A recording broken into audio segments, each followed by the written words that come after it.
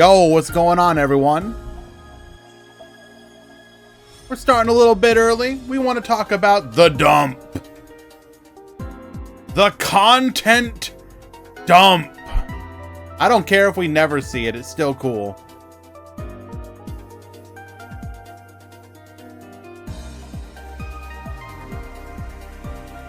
Hello. Welcome, welcome, welcome. Oh my goodness. Everybody was hoping for some leaks. I do not think, first of all, before I go into it, Safedine, I think I owe you an apology, my dude. Safedine was absolutely convinced we're getting the box early. We're like, no. Go look at the release date of basically every other year. It's coming out on the 31st. It's coming out on the 31st. Safedine's like, oh, okay, my bad. I'm pretty sure it's coming out earlier.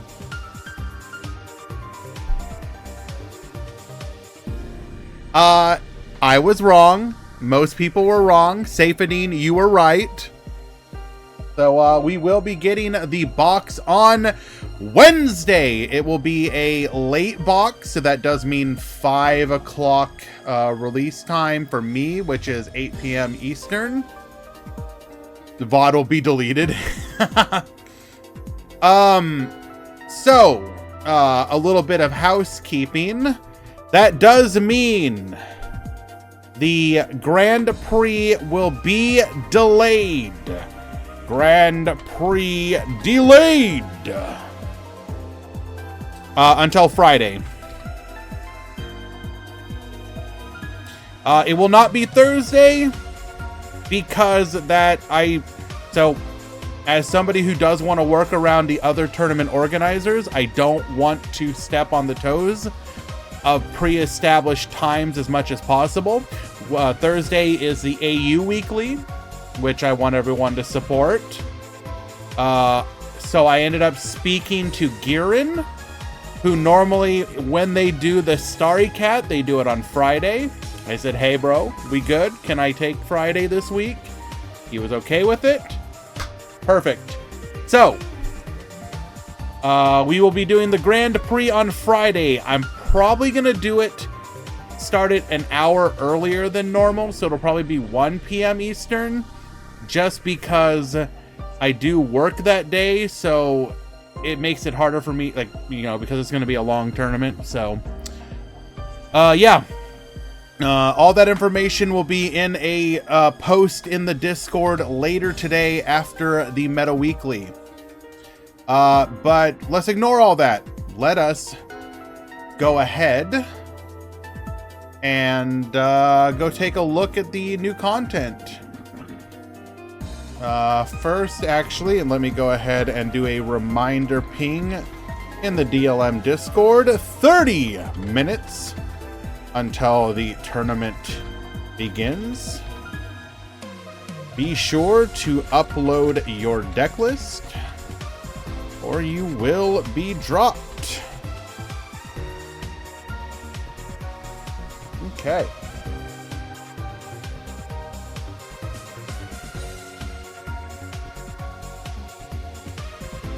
We want to see new box decks. Not gonna happen today. That's okay. Also, another thing to note is that for the time being, the Meta Weekly will be shifting to a new schedule of 3 single elim, 1 Swiss per month.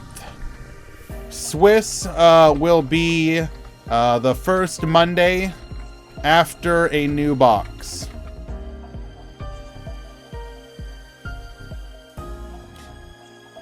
This is for 2 reasons. One, we tend to have better turnout for the single elimination. Makes sense. And we will switch to Swiss for a new box because it gives us more of a chance to check out the new decks. So yeah, that is the plan going forward.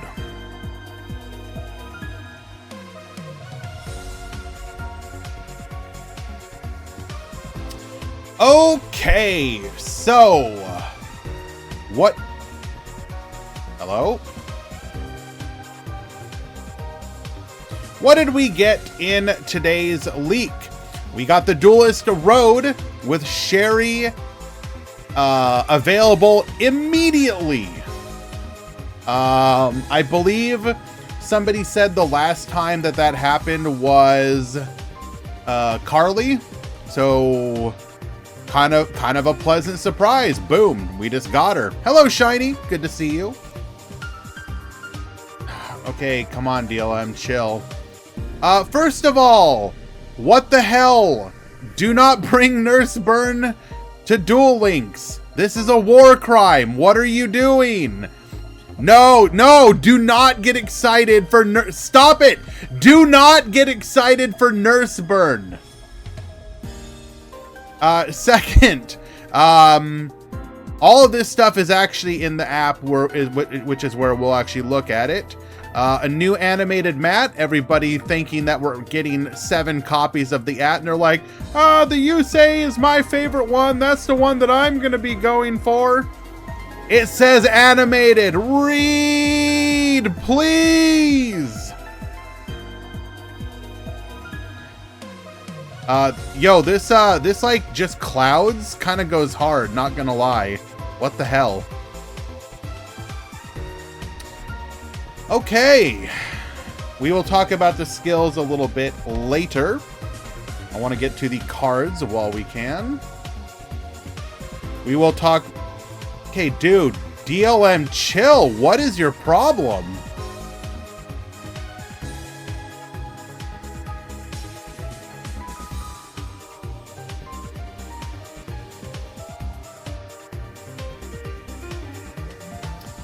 So, what are... Sorry, I'm DDoSing it.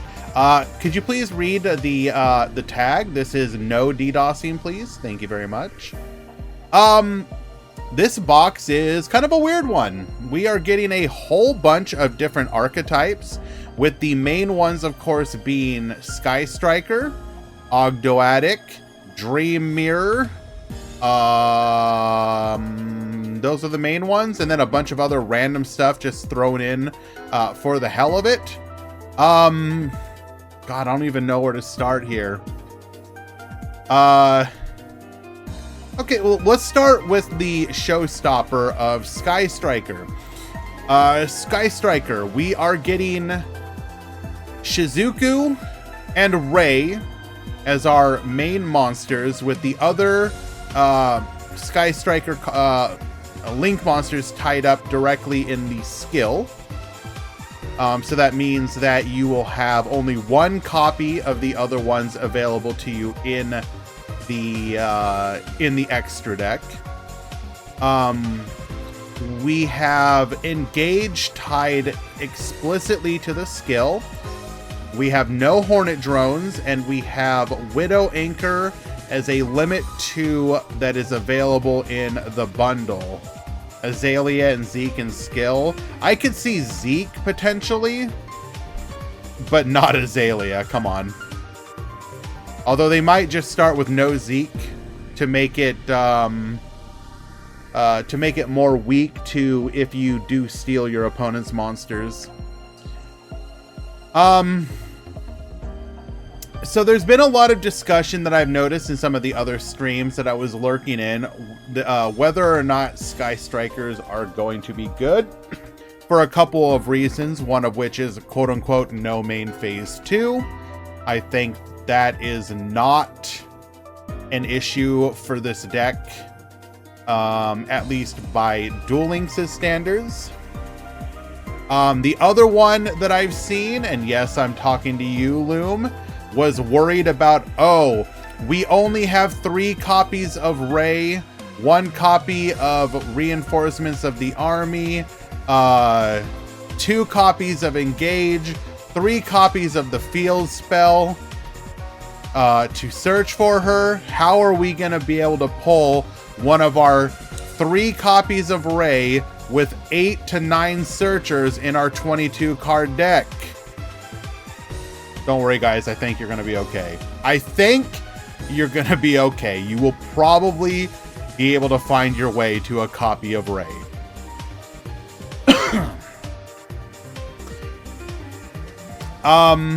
Aside from that, the other obvious limitation to the deck is going to be the fact that most likely you're gonna want to use multi-roll, because multi-roll is your way of reusing spells and traps multiple times and winning in the grind game. But multi-roll will take up one of your 3 slots, which means you'll only have access to 2. Now, the deck does have the ability to play Ice Dragon's Prison, because the skill limitation does not stop that. So you probably are going to play IDP, which means that one of the other limiting factors is going to be you essentially will probably only be playing 2 forms of disruption. Will Ogdoadic be good? Potentially. The biggest benefit to Ogdoadic is gonna be the fact that they get an archetypical Icarus attack style card. Offering to the Snake Deity, target 1 face-up reptile monster you control and 2 cards your opponent controls. Destroy all 3 targets.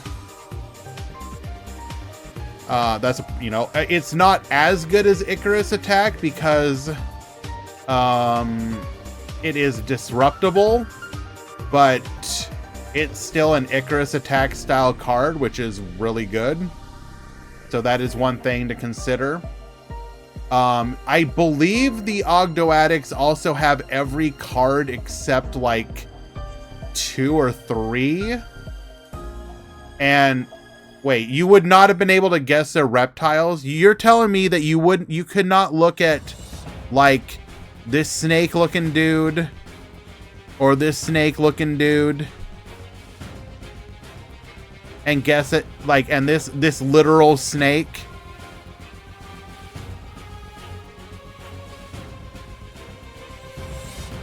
Okay, I mean, sure.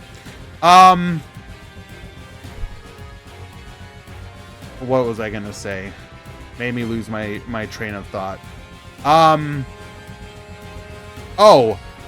of the Ogdoadics, I believe, is actually new.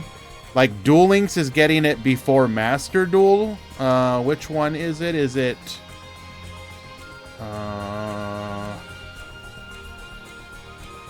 which one is it? It's the rare. There's multiple rares.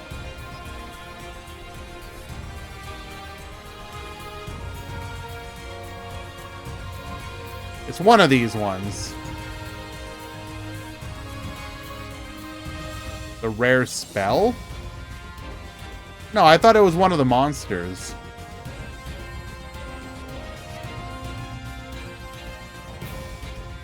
The Daybreak? Okay, thank you. So yeah, we are getting access to a card that even Master Duel doesn't have yet. The one weakness to Ogdoadic, at least by Duel Links' standards that I can tell, is they don't actually end on too much like disruption of their own. There's like 1 or 2, I believe. So the engine is good, the skill is decent, but the disruption is potentially lacking. Gonna need to actually get my hands on it and play with it. Thank you, Marco.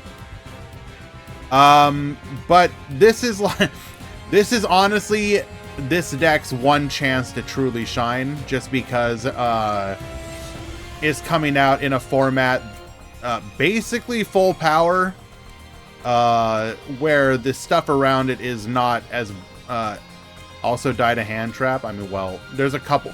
We're going to get to that. There's a couple decks like that, technically. But we'll talk about that a little bit more in a bit.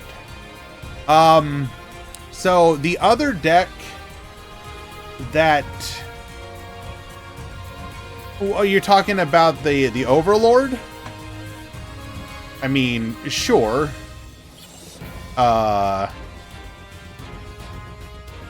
It's, you do have to get it out. It does require 3 tributes. The other deck that a lot of people have their eyes on right now is TG because of the new skill. So you've probably seen some people showing the combos of it. I will say TG does look like it has the ability to set up a pretty strong going first board. The downside is going to be it is going to be extremely susceptible to both the new hand trap that we're getting, Ghost Mortar and Moonlit Chill, as well as both Effect Veiler and potentially DD Crow. So TG is probably the hyped deck that will suffer the most, just because it really wants to go uninterrupted to set up a rather sick board. So expect a lot of people to be on that deck giving it a go, and for it to fall a little flat. Although when it pops off, it is going to hella pop off. I do think potentially the deck does have some grind game potential because of the fact that what can it set up? It can set up Trident Launcher, which is it's an R, where is it at? Right here. It can set up the Link Monster, which was errated for Duel Links, to make your TG cards untargetable. And then it can set up a Halberd Cannon, which is going to be a 4,000 attack body that can stop your opponent's summon.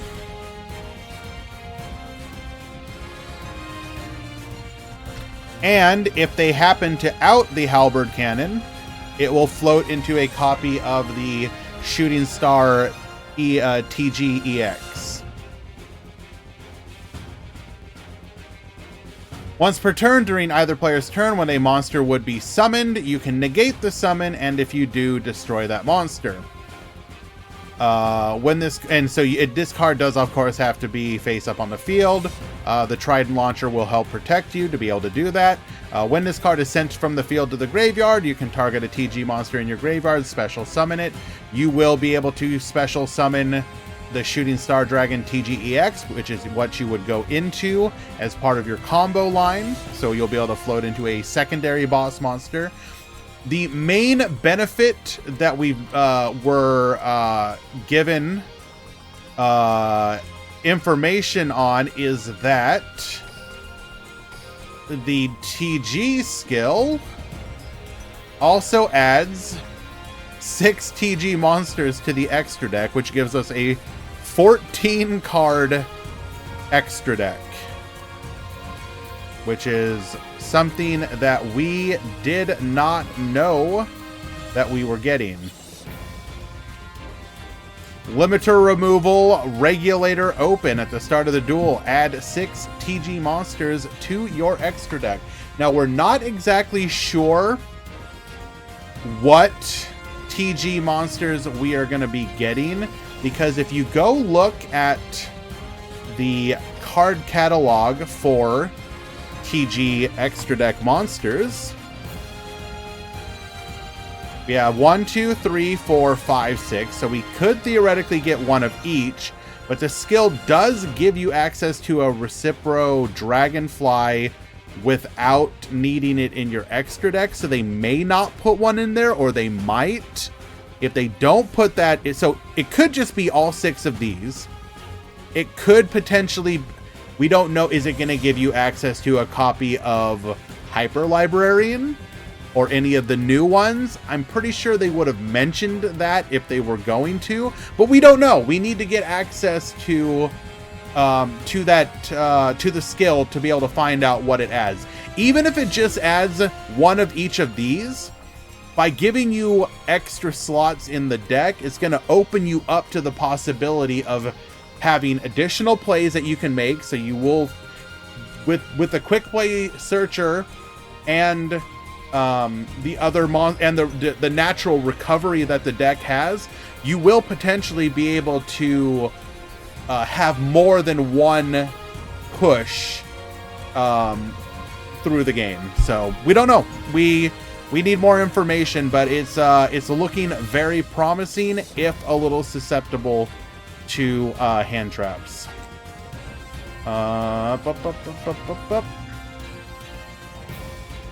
Can you get away with playing one limiter removal? The skill does search it, so technically yes. My personal recommendation, at least in my head right now, is you might want 2 copies. And the reason for that is going to be, if you draw into your 1 copy, you don't get to search it for free.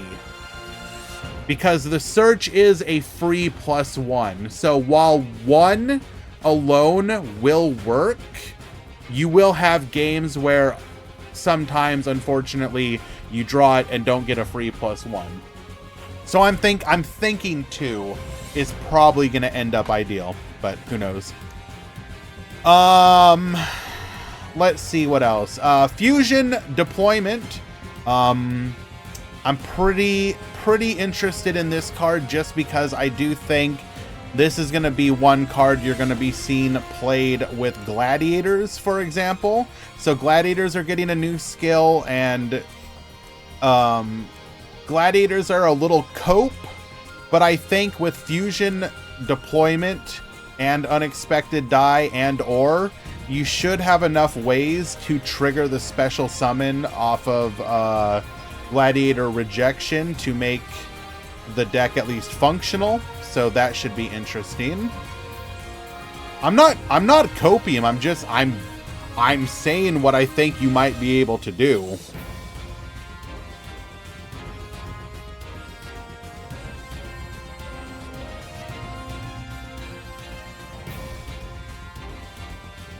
I'm just saying.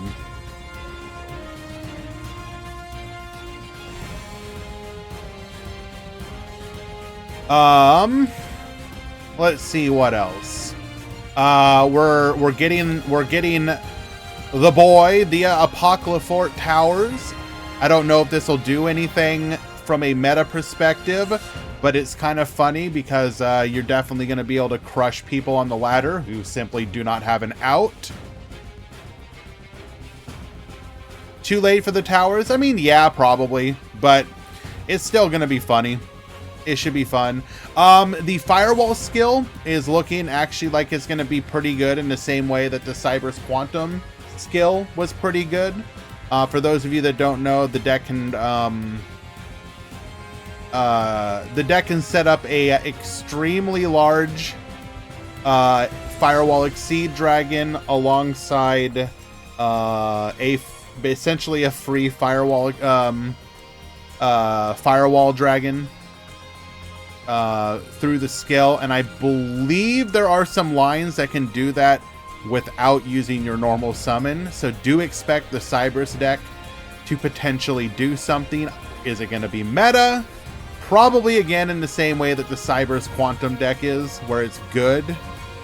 But how to put it? It won't have the number of people playing it that would be needed potentially. Let's see what else. We're getting the Dream Mirror stuff. I'm going to be honest, I'm not exactly too sure. We have everything but the counter trap. So this is the best opportunity, minus a skill that the deck has, to potentially actually do something. But speaking with Khan in the Discord, he seems to think that the zones might be an issue, and also the lack of stuff like Cross Sheep So we'll see. Don't know about that one.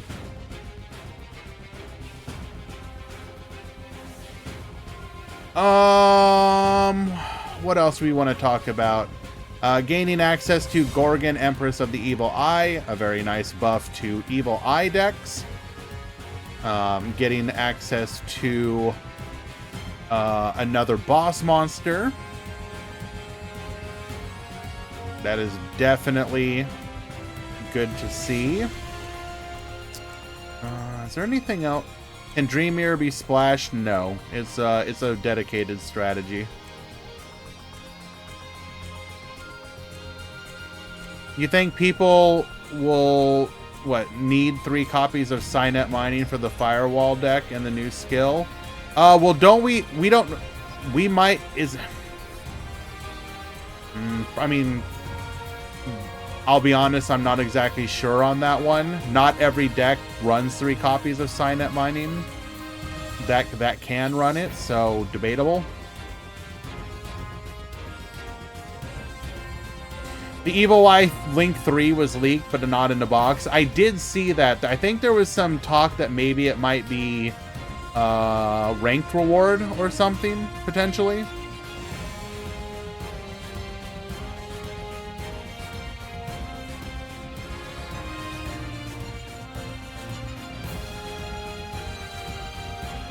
But yeah.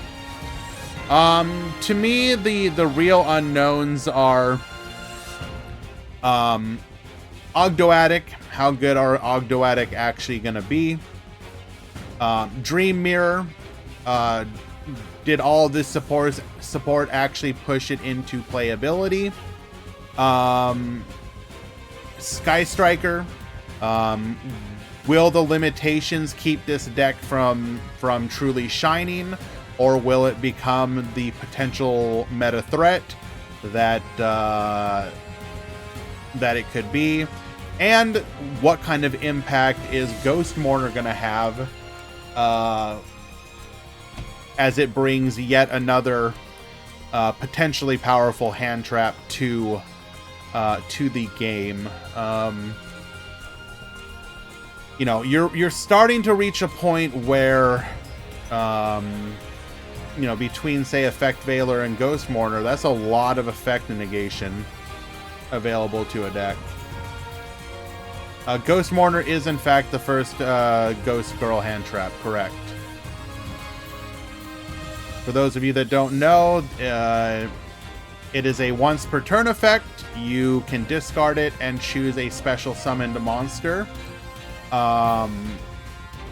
When it is special summoned, negate its effects, and then if it leaves the field that turn, they take damage equal to half the original attack.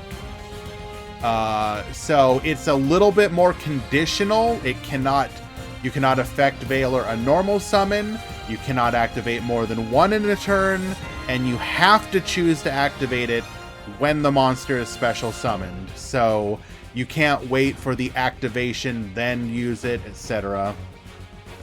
The best thing is that it can be used during your turn too. True, but how? I mean, I don't think your opponent, like, are you worried about your opponent, like a TG opponent, not using the new skill, going into Black Rose on your turn or something, I guess? Zombies, that's true, I guess, technically. That's true. You're not wrong. The other things of note is that Sherry does not appear to have any meta-defining skills, so unlucky. Of course, she can use any archive skills, so there is that. Expect to see a lot of Sherrys on the ladder as people level up. I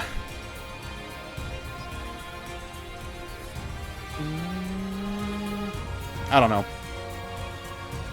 We'll talk more about this stuff in a few. I am going to go ahead and start to get the tournament ready.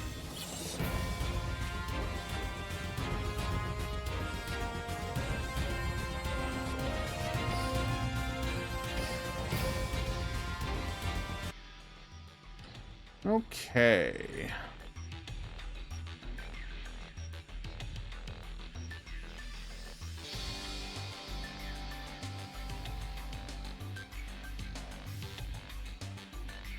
So we will be right back, everyone. Stick around while the start of the Meta Weekly, and we'll continue our discussion.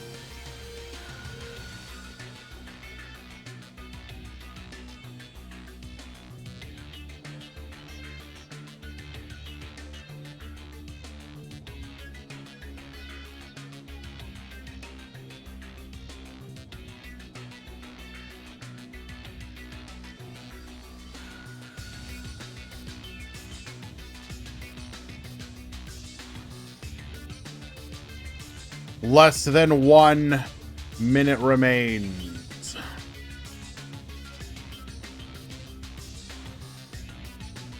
I take that back. No time remains.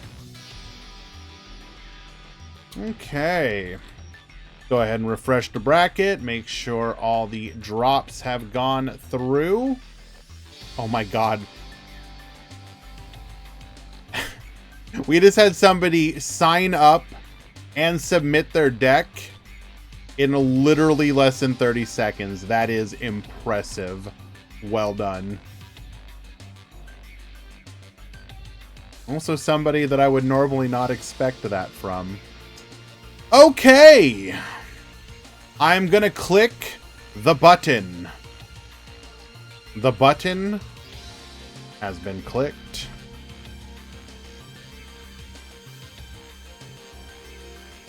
The tournament has begun. Good luck.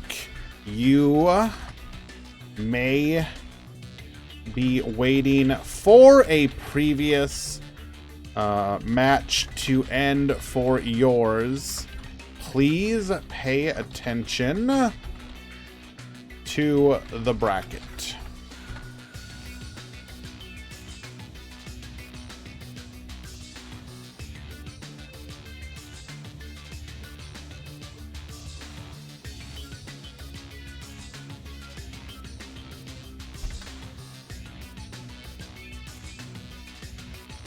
Thank you very much, Eli, for your help.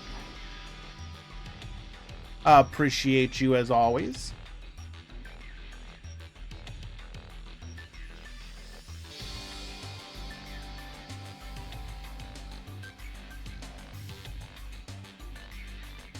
And once again, I will just remind everyone, today will be single elimination. Next week will be Swiss.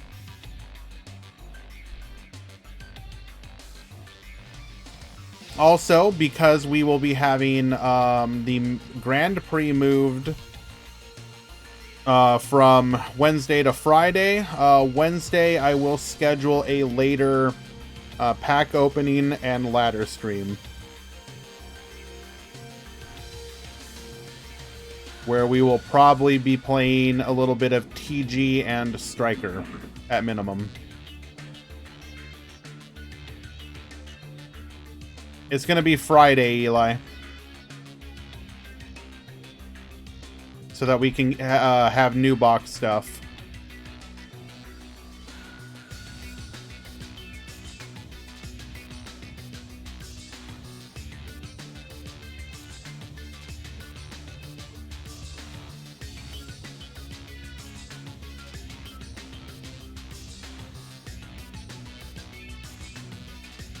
That's fine. I understand.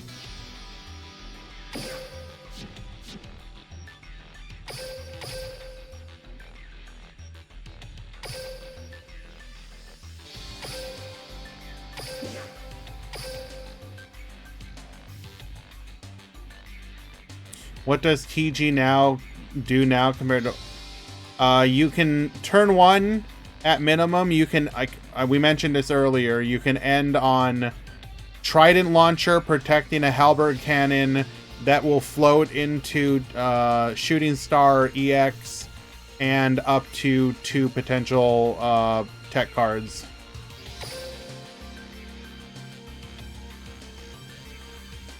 With follow-up for the next turn. Most likely, anyways.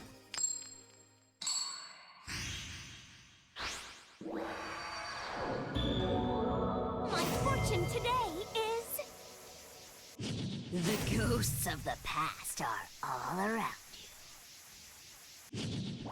I'm getting nervous. I hope my fortune deck pulls through. Welcome to the arena of Duel! Here I go. I won't let a scoop. Alrighty, we got Erden at the bottom, we got Viper at the top, the Battle of the Undead, as we have the new Red Eyes zombie deck versus Shiranui. How many TG spell? Minimum 1, probably 2. It won't be tier 0 wandering. First of all, you're very susceptible to hand traps. You want to go first. Also, yes, you could just... A card like Dark Hole just destroys the field. You would float into the Shooting Star EX, but it's not as unbreakable as you make it out to be. New box is very mid. I hard disagree. I think that the new box... So, here's the thing. We're getting like 8 new skills from the box. This box has content. Whether or not you feel it is going to be good or not, first of all, I guarantee you there's going to be a handful of decks coming out of it that are good. New box is mid for real. All right. If that's what you want to say, okay. What do you think about the new hand trap? I don't like the hand traps in Duel Links. Then Ghost Mourner will be impactful for sure.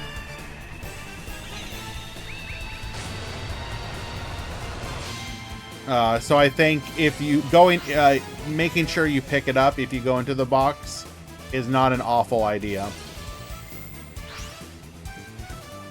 As to the question of hand traps are just part of the game.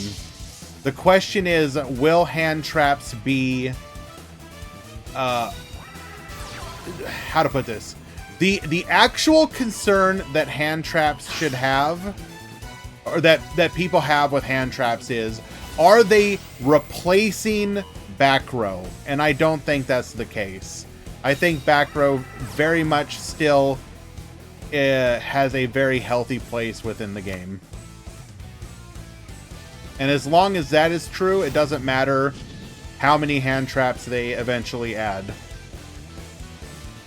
Is Ogdoadic going to be good? Unknown, but it does have access to an Icarus attack style card, which is very good.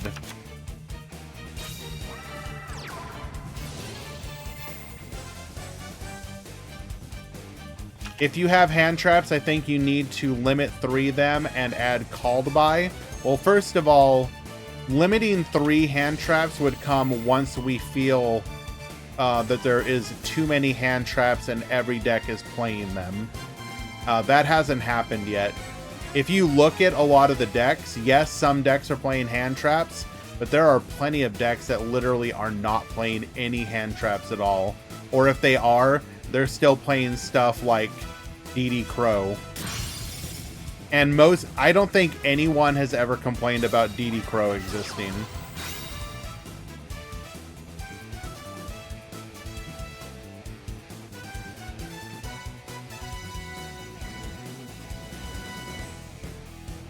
I think Valor has ended up being a perfectly fine addition to the game as well. Mod chat.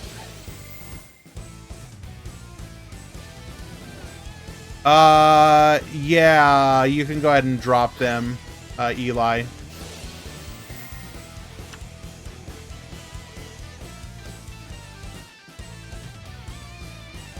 Or actually, rather than drop them, we'll just keep an eye on it and then give the match win to the person who... It's too late to drop them, technically.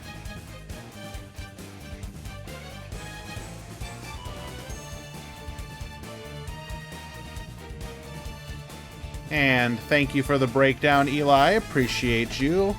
Go ahead and make that an image.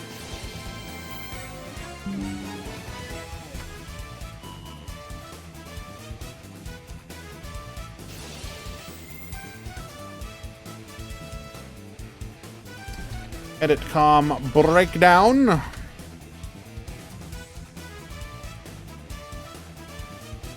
But yeah, so if we take a look at some of the top decks. So Blue Eyes, there are some that play hand traps, but I would say as a general rule, they play way more back row than they have hand traps. Like, first place in the last tournament that won played 0 hand traps, has 1, 2, 3, 4, 5, 6, 7, 8, 9, 10, 11, 12. Like 12 back rows, essentially. Like, that's a perfect example of where hand traps are irrelevant. If we look at Shiranui, so here's one that's running hand traps. Here's one that is running hand traps, but also some back row. More back row than hand traps. And I am looking at the ones that have won tournaments. Yeah, like, there's a good, healthy mix of just, like, hand traps and back row, which I think is ideal, right? Like, that's what you want. You want a situation to be, maybe you play one, the other, both. It comes down to the deck. It comes down to the meta.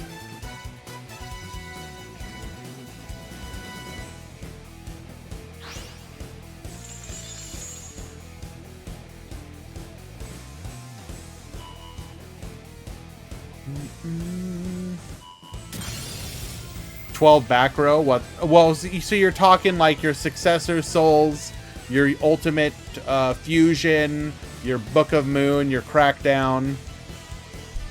Like in that deck, it makes sense to run a lot of back row, for example.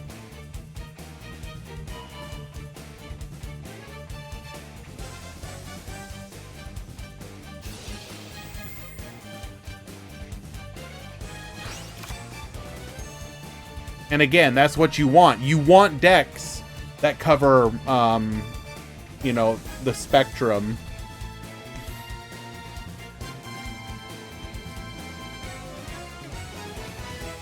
So, in today's tournament, we have 10 Zombie Pile, 8 Shiranui, 6 Blue Eyes, 5 Galaxy Eyes, 2 Constellar, 2 Live Twin, 2 Mayakashi, 2 Tenyis, 1 Abyss Actor, 1 Evil Eye, 1 Magnet, 1 Monarch, and 1 Starry Knight.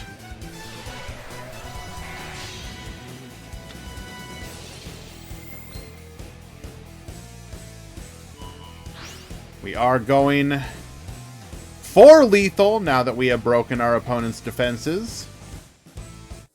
Oh, Shadal can brick all the time. Alrighty. Erden taking game number 1. Can we find ourselves one of those spicy decks in today's tournament? Ooh, there's one. We're going to go ahead and hop over to another match.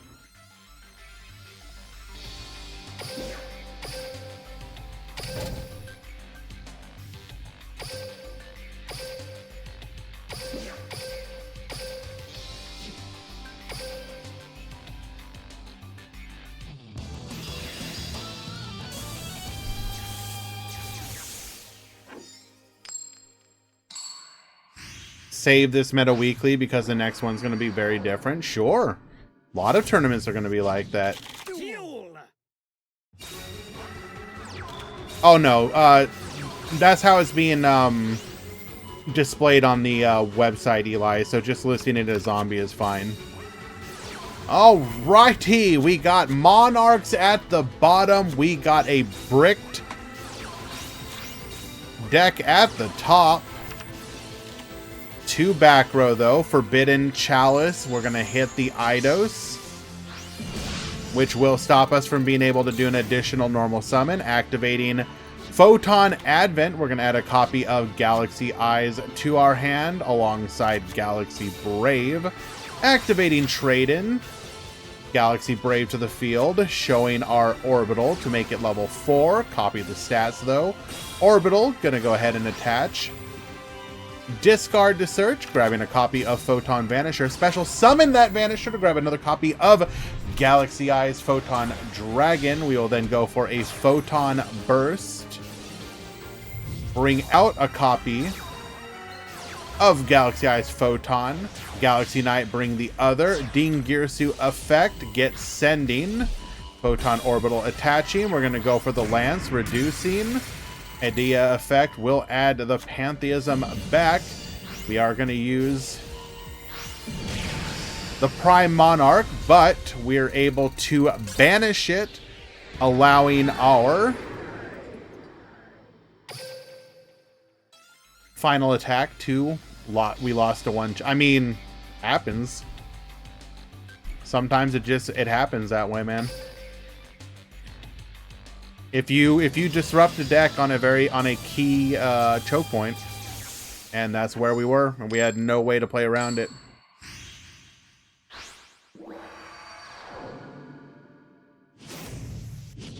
Duel.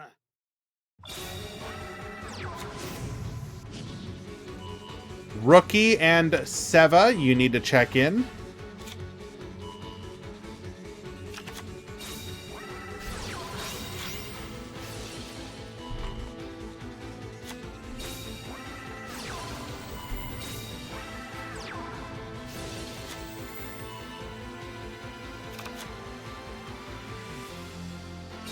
All right, now it's time for the Monarch player to brick.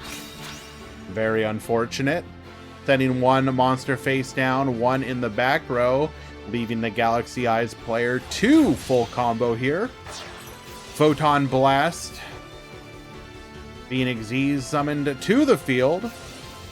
We're going to use our skill, use the effect rather. Go ahead and summon out another copy of... going for a Photon Orbital here. Interesting. Why? Did we misclick?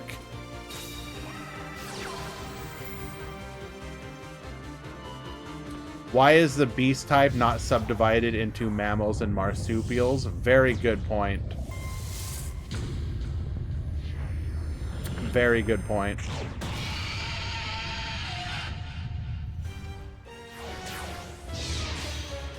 We're going to go for another copy of Ding Girsu, sending the Eidos. We have 2 back row going in, and that is just going to be that. An unfortunate 2-0 sweep will knock Monarchs out of the tournament. Unlucky.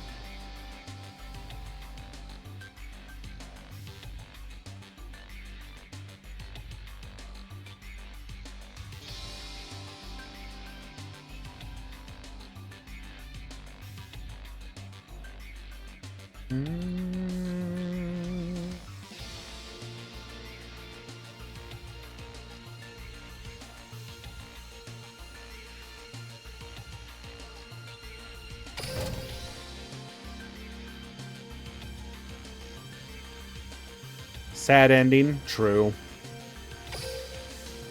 That's the one thing I always kind of disliked about single elimination. I understand the benefits to it, but in my headspace, I'm always just like, man, nothing sucks more than getting knocked out round 1.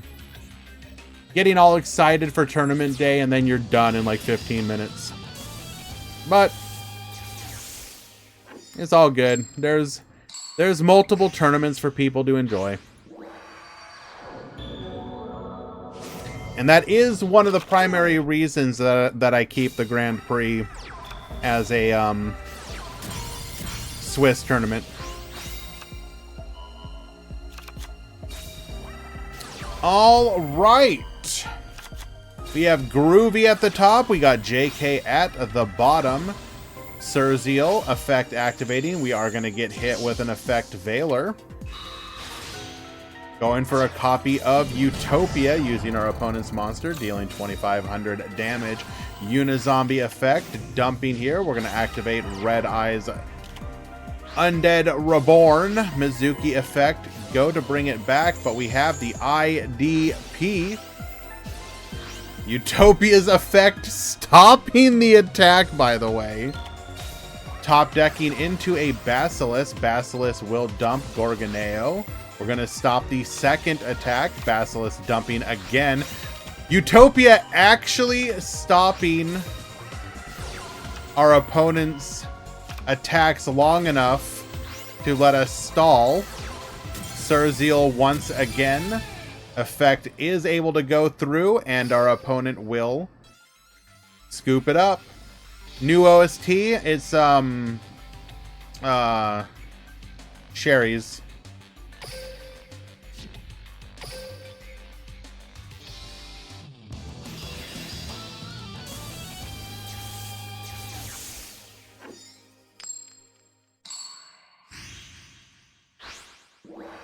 Switching my vote from Firewall to Utopia.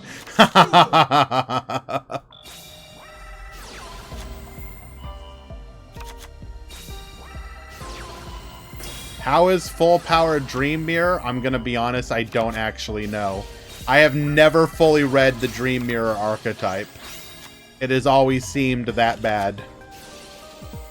I will endeavor to do so when I have an opportunity, but I woke up, went to work, got off work, doing the Meta Weekly. So, haven't had a chance to actually sit down and analyze what we're gonna do here. Okay, so we got Fortune Tune. We have the ability to pop a special summon, and we got one back row.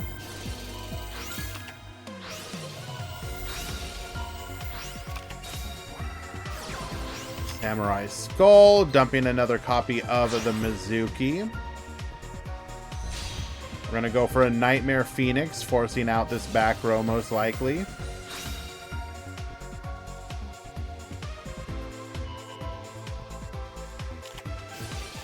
It is an Evil Eye defeat. Bounce. The Nightmare Phoenix back to the extra deck.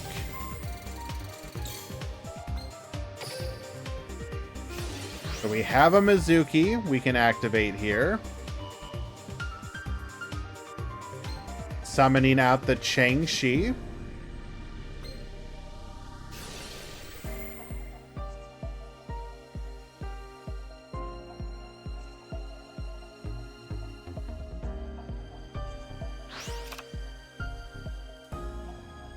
Dude, just go to the toilet and say you got something huge coming up.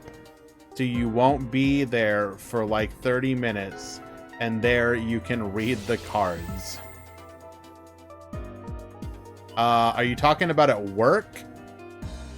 At my work?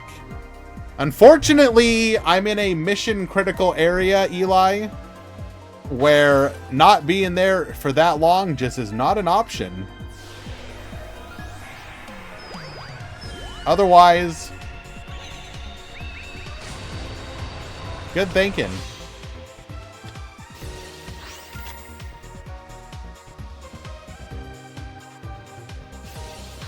But yeah, I'll be honest, I got so little done at work last night just because all I was doing was trying to peek at all the leaks, watch some of the videos, watch the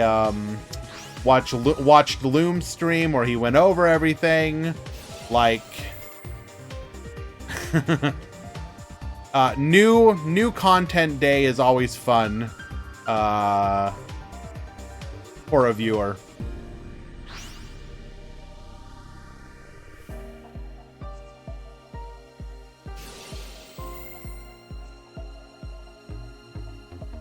Wait, what the? Now this is interesting.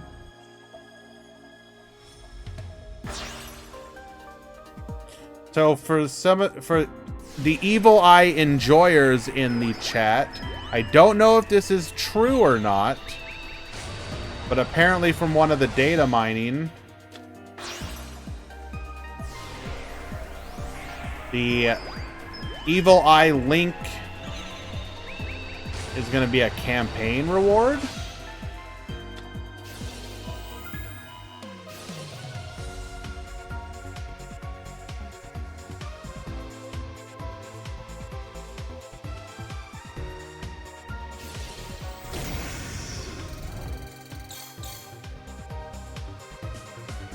Is it worth getting into the new box?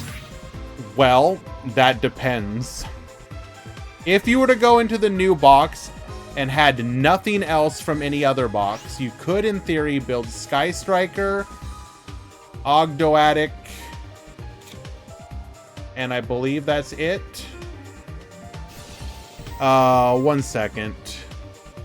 We got some new matches that I need to announce. Sauce Man, check in.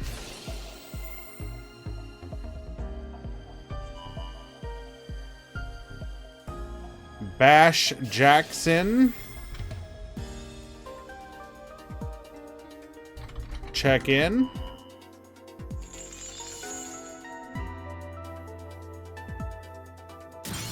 Okay.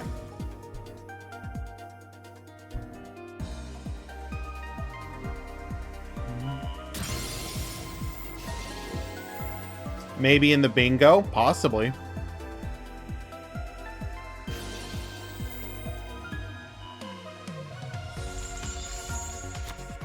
Finally, my FTK deck is completed. Oh no. Oh no. But... Okay, so what were we talking about again? We were talking about the decks. If we didn't have anything else, what decks we can get from this box. So it's Sky Striker, Ogdoadic, And I believe that's technically it. I think anything else requires you to have gone into other boxes. So by itself, would it be worth going for those two archetypes? That's not terrible, I suppose. Like, obviously Sky Striker is what it is, so it'll come down to how well the deck does, but it is a fan favorite deck. Ogdoadic is obviously not, does not have any, like, tops. It is not known for doing anything. But the question becomes, can it do so in Duel Links? Because I've been looking at some potential builds, and it does look like you're mostly going to play out of this box. So that's 2 decks is about what I expect from a main box. Now, the main thing is going to be... Wait, oh no. Are we OTKing?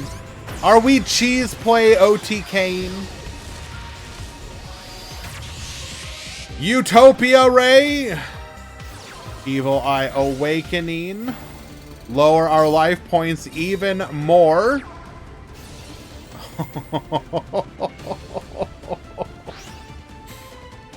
Oh no! Utopia Ray Effect! Boost! Reduce! Utopia Ray Effect! Boost! Reduce! To battle! Lethal! JK takes it in 2. If you have access to the TG stuff so if you go into the pickup box, so you would be able to build, in addition to Sky Striker and Ogdoadic, you'd be able to build TG and some sort of Synchron deck. We don't know the status of Resonators from that box, but Resonator did not get any new support in this one, so you would gain access to 2 more decks at minimum. So that would be 4 decks from going into the pickup box, plus this one, which is pretty decent. So I don't know. Should you go into it? It kind of comes down to what, and this is like the cheap answer to essentially every time someone asks that about a box. Do the decks in that box interest you? I mean, it's simple as, do those decks interest you?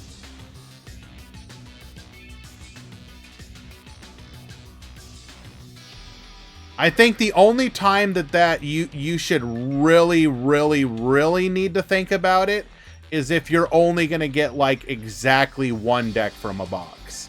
In that situation, unless you absolutely love that deck, you should be thinking real hard about whether or not you want to do that.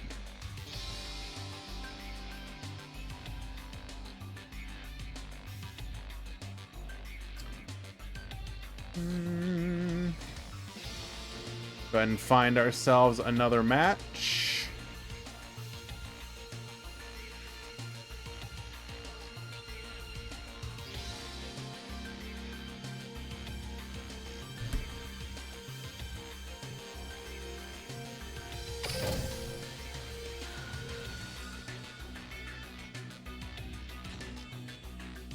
This box doesn't really have any main or extra deck staples, right? So I would say if you don't care about any, if you're talking about strictly staples, then it's Ghost Mourner. I think will achieve a level like a tier 2 style staple status. I think Fusion Deployment is something to think long and hard about for certain decks, because in certain decks it's literally just a free body on field.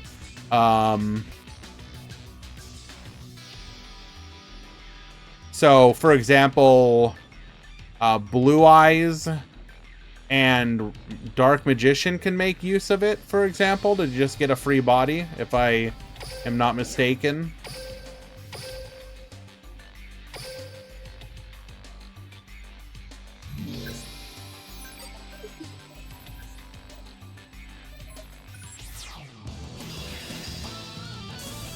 Neos Ubel, that's also one, yes. Can we call it Chill? Sure, we'll call it Chill. It does, Sage de Fleur is a card that I think might achieve not staple status, but that card is actually really good. You would see it played in a lot of Go Second style decks. For those of you that don't know, it is a level 8 effect monster. You can target one monster you control and one card on the field. Special summon this card from your hand, and if you do, destroy them. So you basically get a 2900 8-star body on the field by popping one of your monsters and then any card on the field. So in that case, it could be your opponent's monster, your opponent's back row, doesn't matter.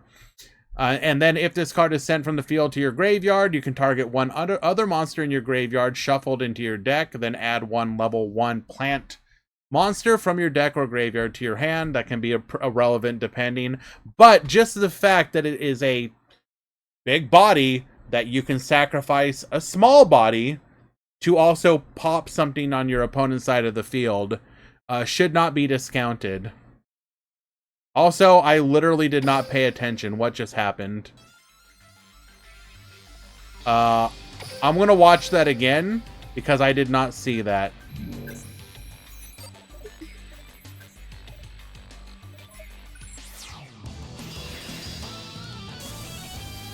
And I want to see that. So I apologize for making you guys watch this to win, but...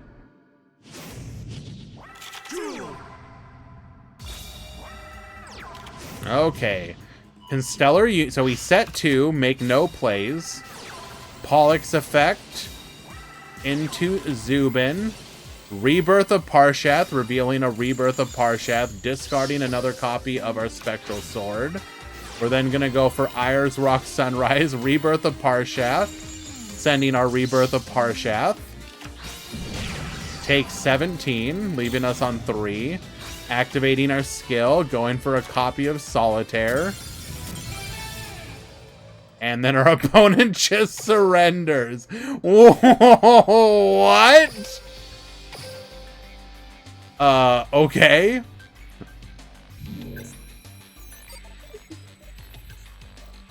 How is Ogdoadic looking? I honestly don't know. I said this a little earlier in the stream. The main thing that I'm seeing when I look at Ogdoadic is they get an archetypical Icarus attack style card. And I love Icarus attack style cards. Now, obviously, there are more powerful traps at the highest echelons of Yu-Gi-Oh! But if you were to ask me, like, out of every trap in Yu-Gi-Oh! Ever, what are some of your favorite? Like, top 5, I'm putting Icarus Attack.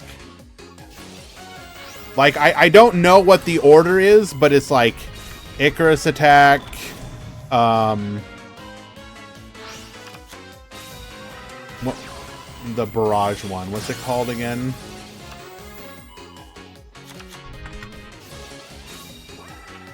Barrage Blast.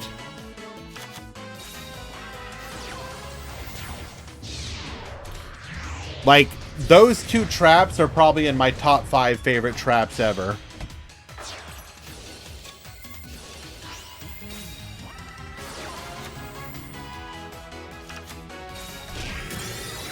How can Ogdoadic recover banished monsters? They have effects that recover banished monsters.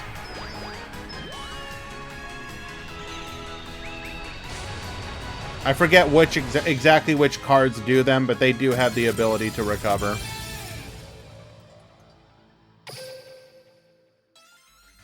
Alright, that will tie things up 1-1.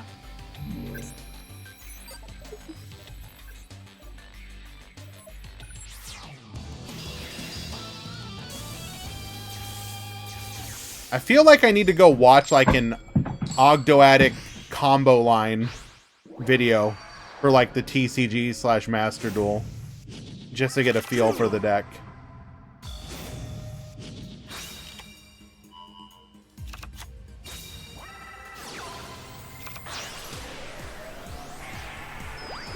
Quantum sent one was ridiculous. Do you mind posting it? I'd like to see that.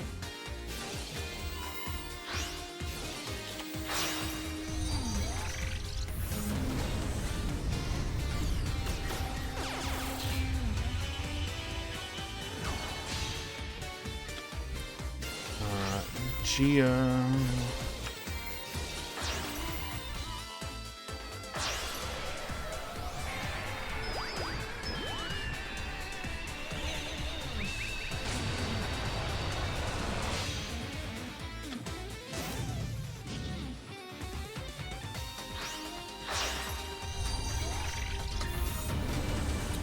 Thank you very much, Boral.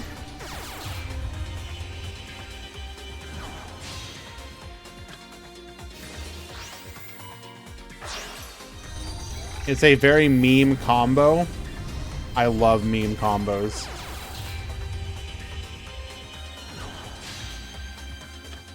Hey, it's more than we have access to currently. So we will watch that in just a moment. Okay, we're gonna negate the Zubin here, set 3 back row, Sun Saga effect 1 and 2, popping double Crackdown, Spectral Sword effect, Squire draw discard. We are gonna go for a Nightmare Unicorn, get spinning, force out that fine oh baby, a triple! Shiranui Samurai, Spirit Master effect pop. That was literally a who won the coin toss match. But that's what you get when you play a deck like Constellar. Alrighty. Well done, rookie. Sorry, Theba. Theba, rather.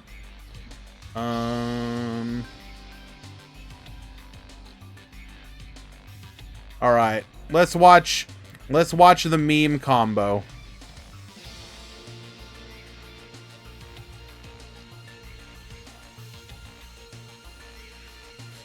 Using skill.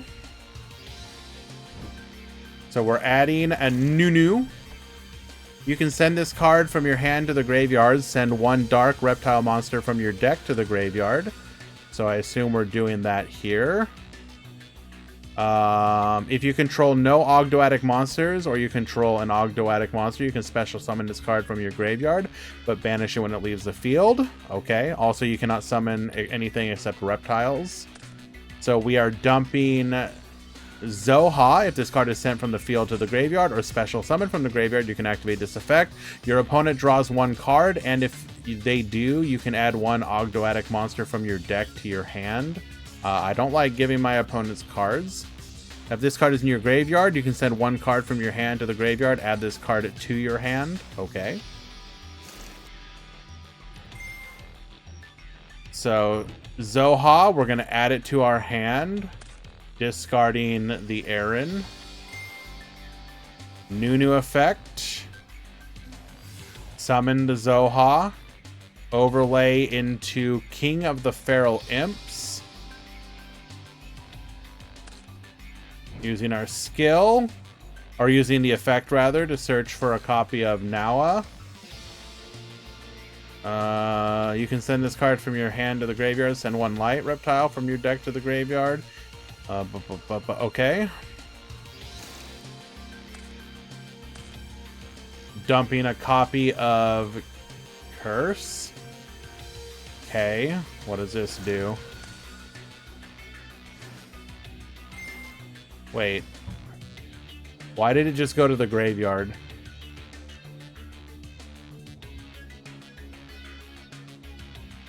What are we doing here? Is this... You contribute 1... Okay, so we tributed the King of the Feral Imps, okay. Special summon this card. Then your opponent can special summon 1 monster from their graveyard. If it's special summoned... You can target one level 4. So we're bringing back our Nawa. Okay. That effect. If this is normal or special summon, you can add... So we're adding the Water Lily. Send one reptile monster from your deck to the graveyard. Then if you have 5 or more reptile monsters with different names in your graveyard, you can special summon. So we have 1, 2, 3, 4, and that will send to the 5th. Okay.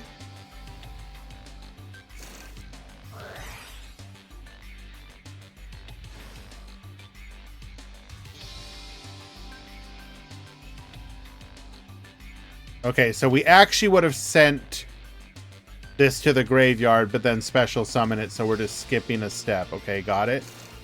What does this do? If you control... so is this what... Is this a tuner?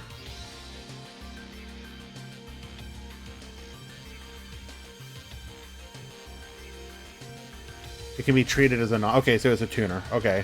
And it can be treated as not a tuner. So, making... Okay, Geomath Mech. Oh, no. Why are we making Bish Balkan?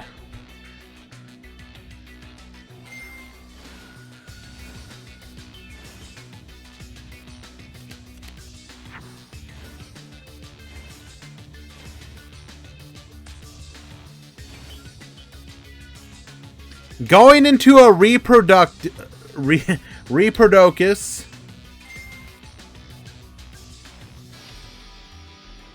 Into a Reptilian Echidna. If your opponent controls a monster with 0 attack, you can add reptile monsters with different names from your deck to your hand. Up to the number of monsters. You're gonna add 3?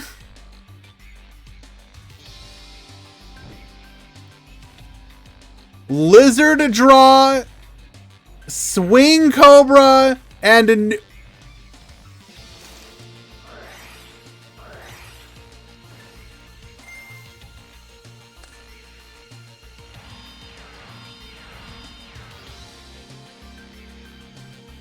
I don't... What? Okay, no, Quantum is not allowed to be in the kitchen anymore.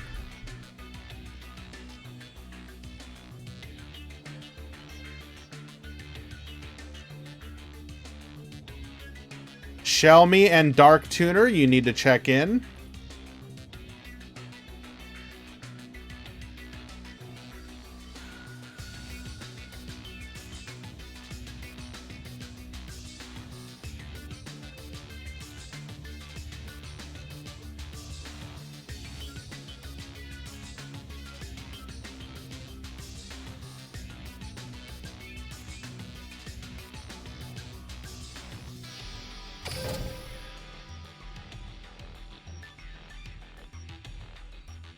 No, I understand. It was actually a good display of like basic combo, at least at the beginning. You went into deranged territory at the end there, but I do appreciate the beginning part.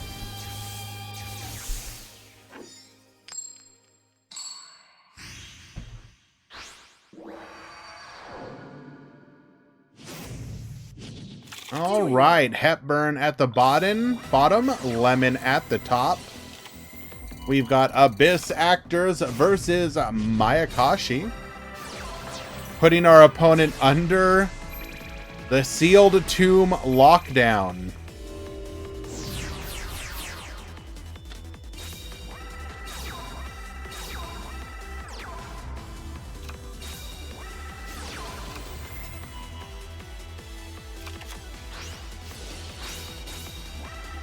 Again, I don't think that, like, the counter trap is real... I'm not counter trap. The Icarus style attack is really nice. Again, being able to just blow up to... Like, yes, it is interruptible, but at minimum, then, that means that you're trading it for a form of interruption in your opponent's hand, and that's pretty cool. You're always going to get something out of it, basically. We're going to go for the Abyss script here, and that is just a clean, lethal Sealed Tombs, stopping Lemon completely.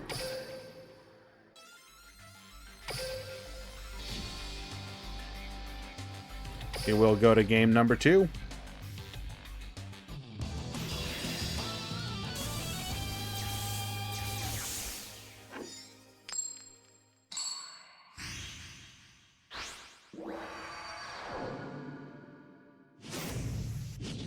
Duel.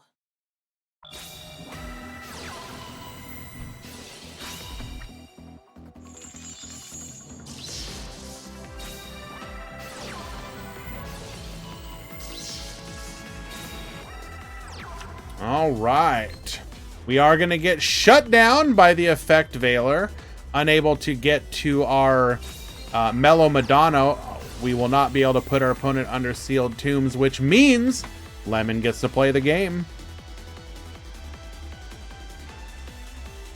For those of you that want to see the combo, I'll go ahead and share the link that was shared to me, so you can watch it again yourself.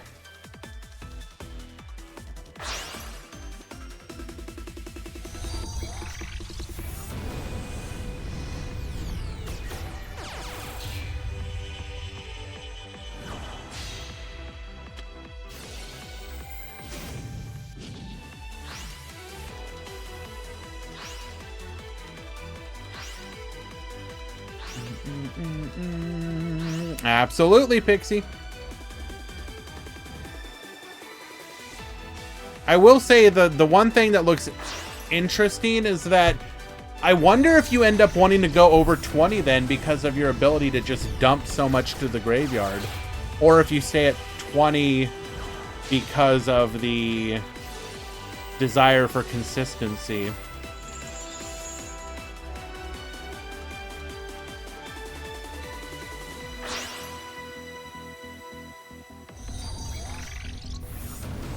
Regardless, expect people to definitely be cooking with this stuff over the next couple of days once the box comes out. We also do have the campaign that should probably be coming out around the same time as well.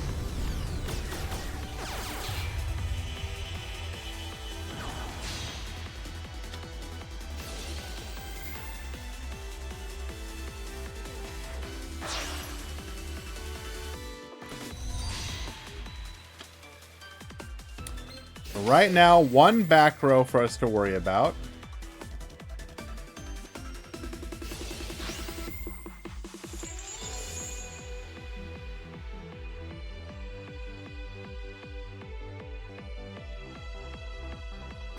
Resummoning the Tengu to force out that back row. Oh no!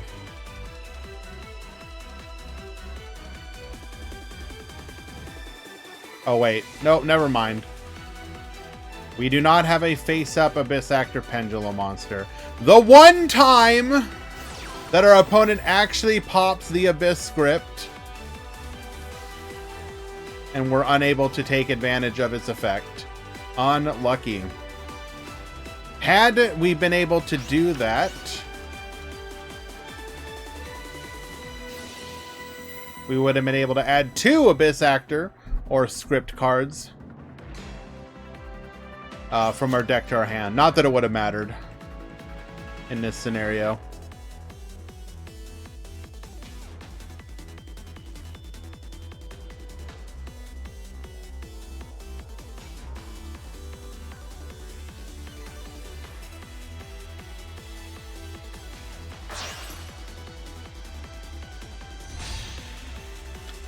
Going to our final Yuki Onna level 3. This will allow us to free up a zone to activate our Mizuki.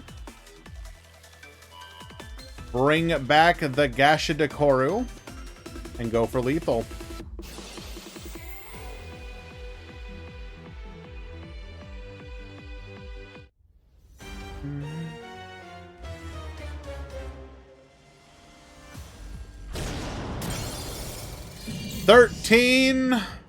33 lethal. Lemon takes game number 2.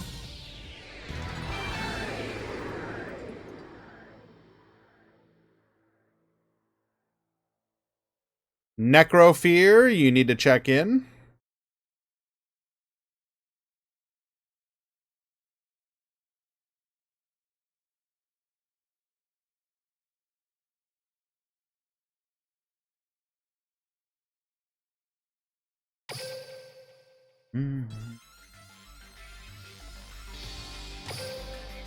We go to game 3.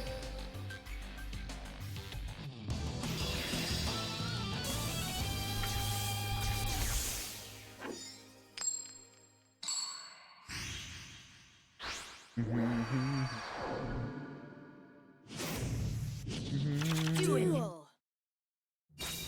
Alrighty, Lemon getting to start off. We're going to be able to go through our full combo line. Hepburn not able to take advantage, once again, of the Sealed Tomb setup. However, we are going second, which is where Abyss Actors wants to be in most scenarios.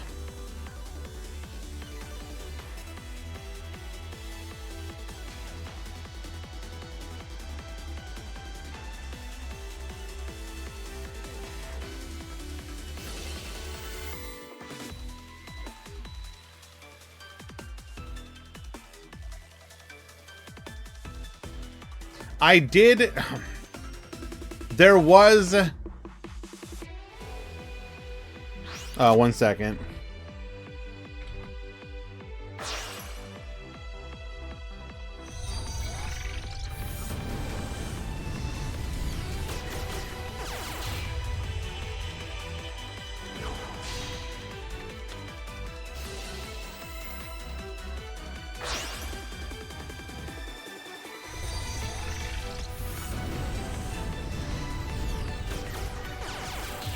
Okay. Let's see if I can bring it up.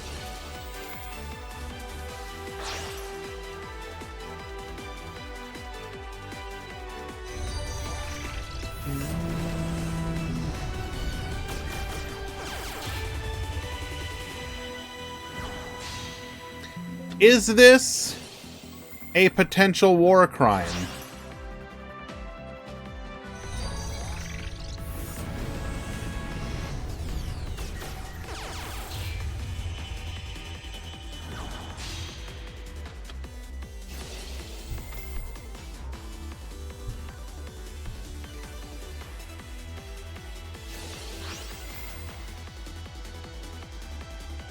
Why are we trying to put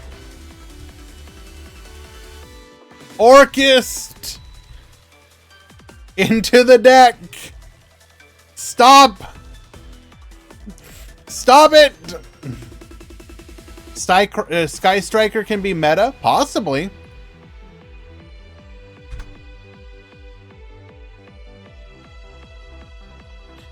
You play... Wait. Quantum, are you telling me that you own Ogdoadics and Master Duel? So, to answer your question, can Sky Strikers be meta? Probably. The question right now is...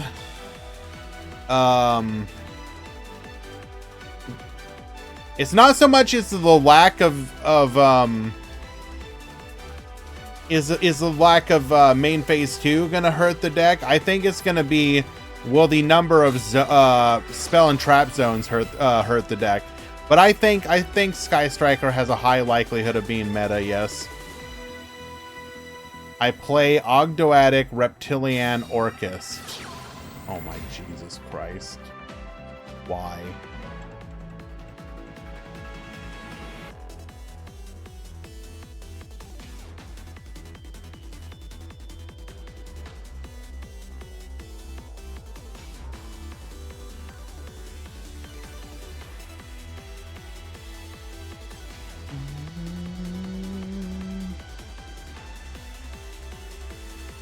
Where's Rose? You never release all the support at once.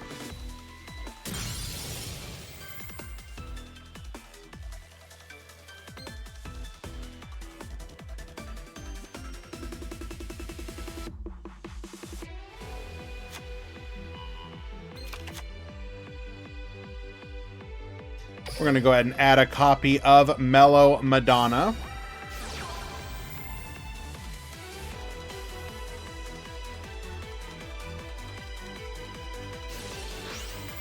Our opponent is going to activate Yukiona here and the Mayakashi Mayhem. So we're likely going to resummon the Tengu here to pop the Mellow Madonna.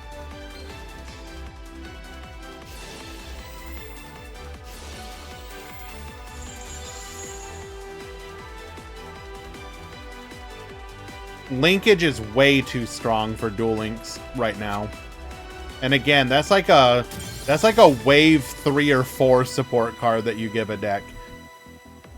When you release cards in Duel Links, or release a deck, for the vast majority of decks, you do not release everything at once. For a number of reasons. Reason number 1, of course, is going to be you want to be able, I mean, from a financial standpoint, you have every incentive to release the deck slowly so that people will go into multiple boxes. Money, exactly. But you also want to do it so that the decks are, in theory, at the correct power level for the game, right? Like, you don't want to end up with another tier 0 situation, which is very easy to do with either a busted skill or the cards being too good relative to what else is in the game.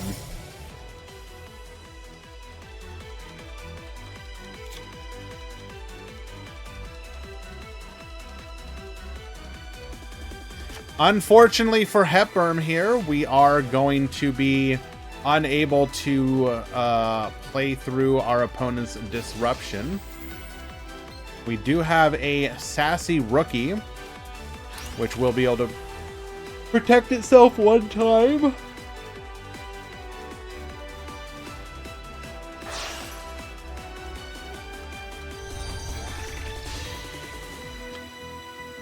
Never mind, we will no longer be able to do that.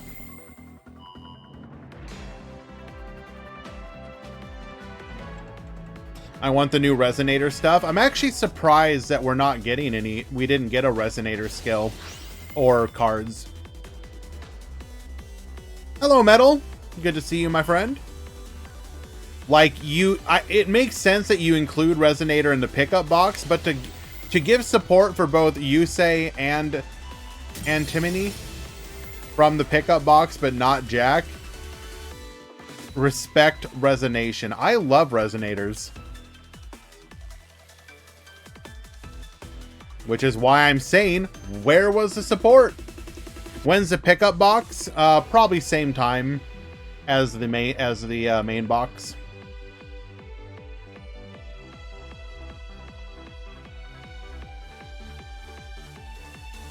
The pickup box baited us. I thought we were going to get a lot more. I mean, most people did, but then we got really confused when we saw the leaks for the Sky Striker skill, right? I own Resonators IRL because it's a structure deck. It's fun to play in locals. I will say my one complaint about Resonator is it kind of feels like it doesn't have a strategy, I guess. Like, you look at, and I don't mean that in like yes, it actually does have a strategy, I'm aware. But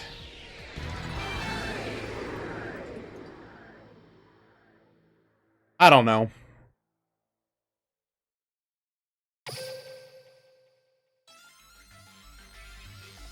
It's not that it's not a deck. Nothing about the way Resonator plays makes me feel like this is raw power.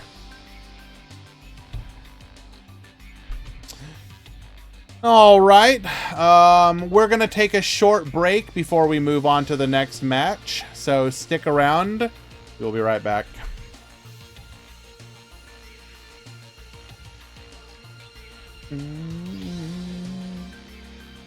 Band sealed tombs, he says, as he wins the match.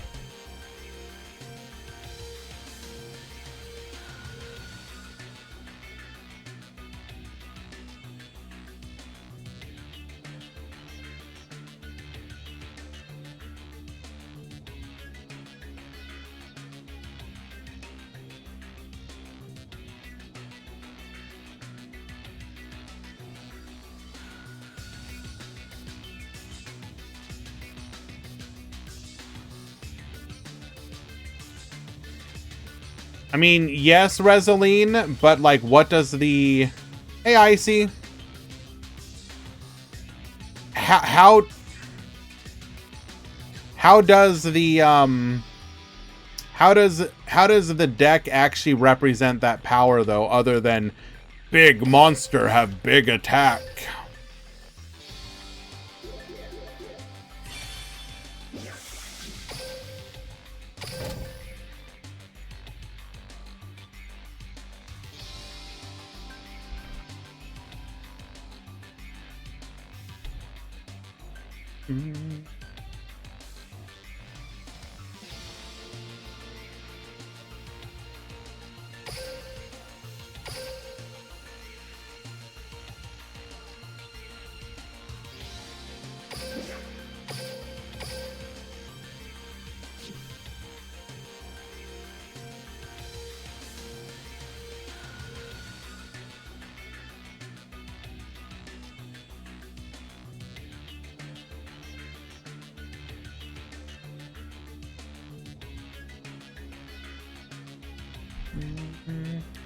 Red Rain, that's true.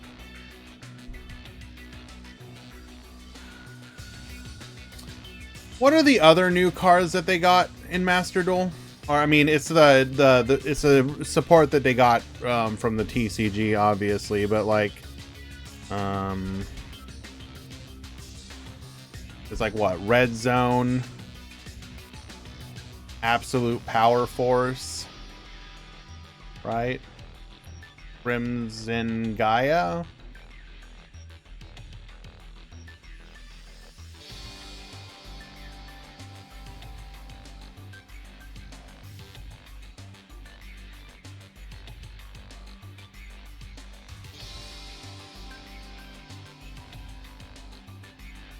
Wasn't Jack's anime deck more of a pile of fiends anyway?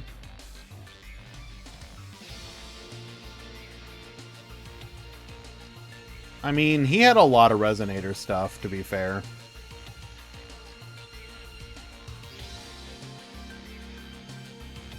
Hey, be nice to Icy.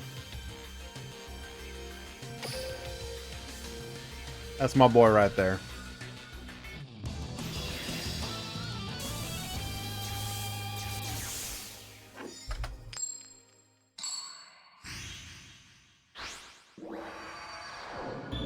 Okay, I mean, but yeah, like, I don't know. Duel. Better access to stuff like Red Rain would be good, yes.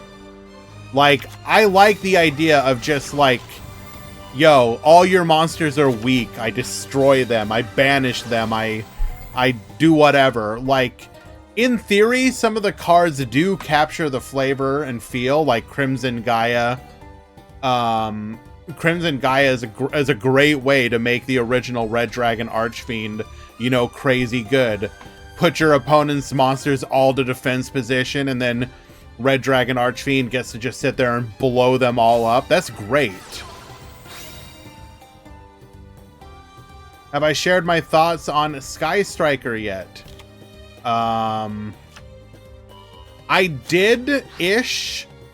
I think my current feeling is that the deck will be pretty good and it will be annoying for a lot of people, but I think potentially there will be an issue where the deck will struggle with how much back row it can actually set, because you obviously want multi-roll, which means you effectively only have 2 zones of playable disruption,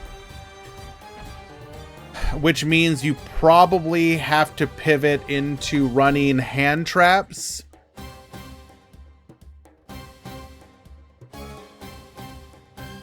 One copy of each striker link also seems frail. Potentially, I do think you might end up playing some recovery options. Didn't I say that multi-roll was going to go crazy? I don't know if I said that. I said multi-roll is really good.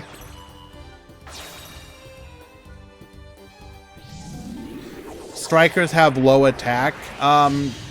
The Shizuku and Kagari modify attack.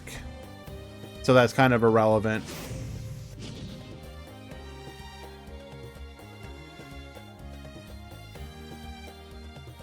Isn't Shark Cannon not quick play, though? Am I misremembering? No, it is quick play. Never mind. What am I talking about? Yeah, I'm stupid. Set Widow, set Shark Cannon still strong. I mean, sure. I'm not denying that. How good is the Engage skill? Well, I mean, it gives you access to Engage. Engage is a ridiculous card. I think it is smart of Konami to restrict Sky Striker to a skill to begin with to test the power level. Right? Basically, Konami can release it to the game. If it's too good, you have the option of tweaking the skill. And if it's too weak, or the game reaches a point of power level where you feel that you can add it into the game naturally, you're able to do so without running. Basically, they want to avoid the situation of, oops, accidentally made the most broken deck the game has ever seen. What can we do? JG, you can't play any other skill than the Striker one unless you want a really bad deck.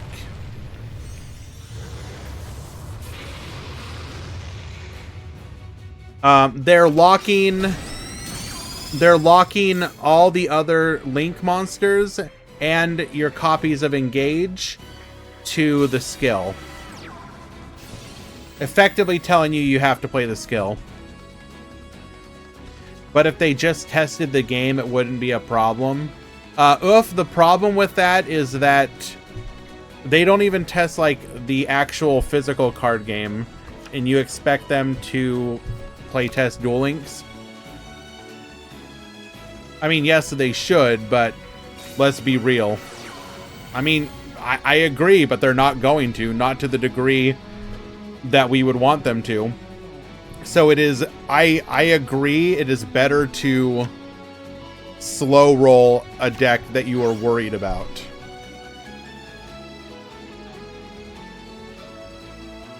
They test the physical card game. I would be shocked if that was true, Bella. I would be absolutely shocked.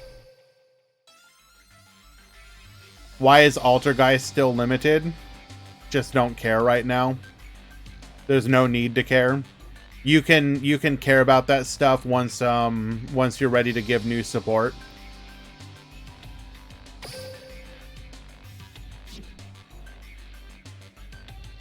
Game 2.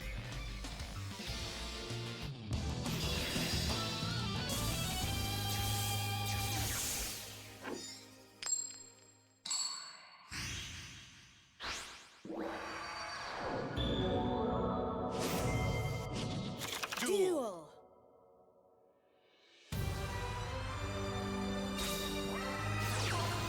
Didn't... Oh, so wait, you're talking... Okay, I thought you were talking...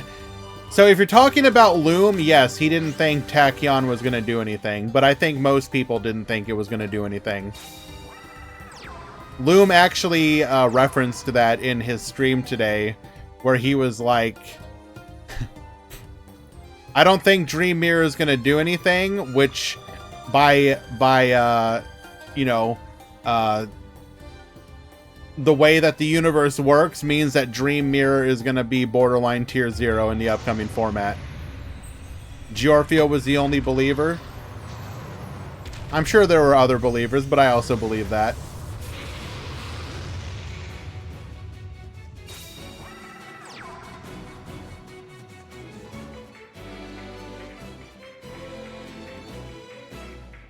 Two back row, adds to the Balefire, gets a copy of Starry Night, Starry Dragon.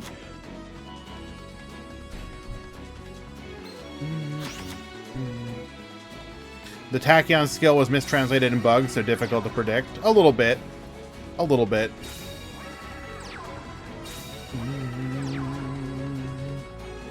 Triple back row here, one of which is most likely the Ultimate Fusion.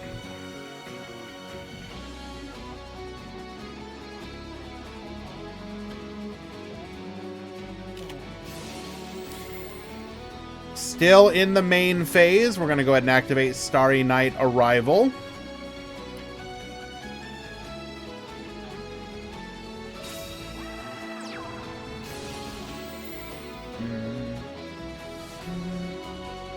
Going to go ahead and pop the Blue Eyes White Dragon here.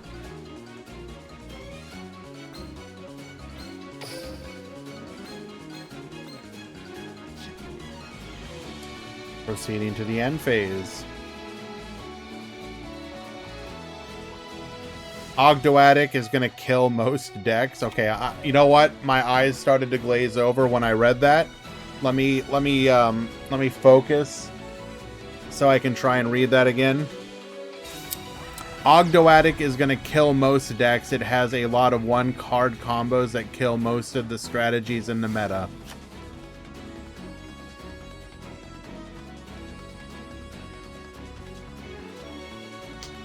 I'm not sure about that. How do I participate in the Meta Weekly? Well, I'm glad you asked, my friend. So this tournament series is hosted here, but it is funded and at the behest of Decade on twitch.tv/Decade.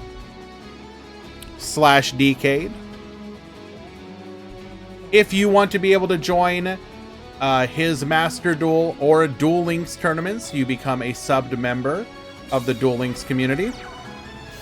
You would gain access to the Master Duel Meta Weekly and the Duel Links Meta Weekly. Master Duel Meta Weekly is normally on Sundays, and the Monday is the Duel Links Meta Weekly. I'm one of the moderators on the Discord. I have taken over running the actual stream for the Meta Weekly since Decade primarily focuses on Master Duel at this time.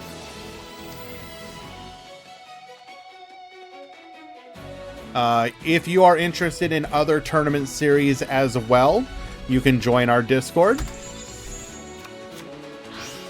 You can also go to the Duel Links Meta website and simply click on any tournament article.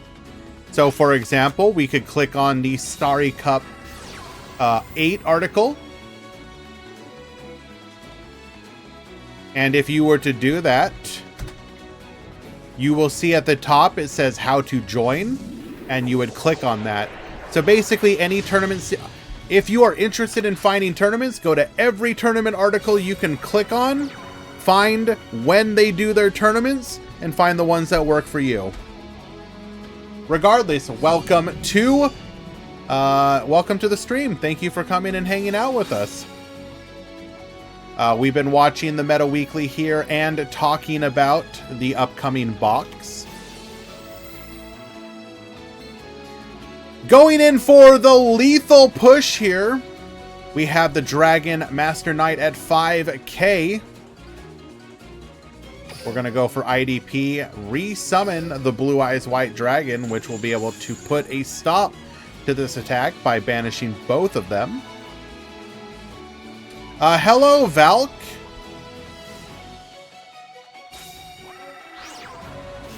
Thank you so much for the resubscription, my dude. I greatly appreciate you. I'm guessing by your raid, the run has come to an end. Let us go ahead and take a quick peek. Yes. Made it through the first round just to get stopped by the Galaxy Eyes. Unlucky, but welcome. Yes, it is single elimination week this week. So you probably didn't hear it, Icy. The current plan for the Meta Weekly is we're going to be doing 3 single eliminations, 1 Swiss per month. For the Meta Weekly. The Swiss will always be after the newest box.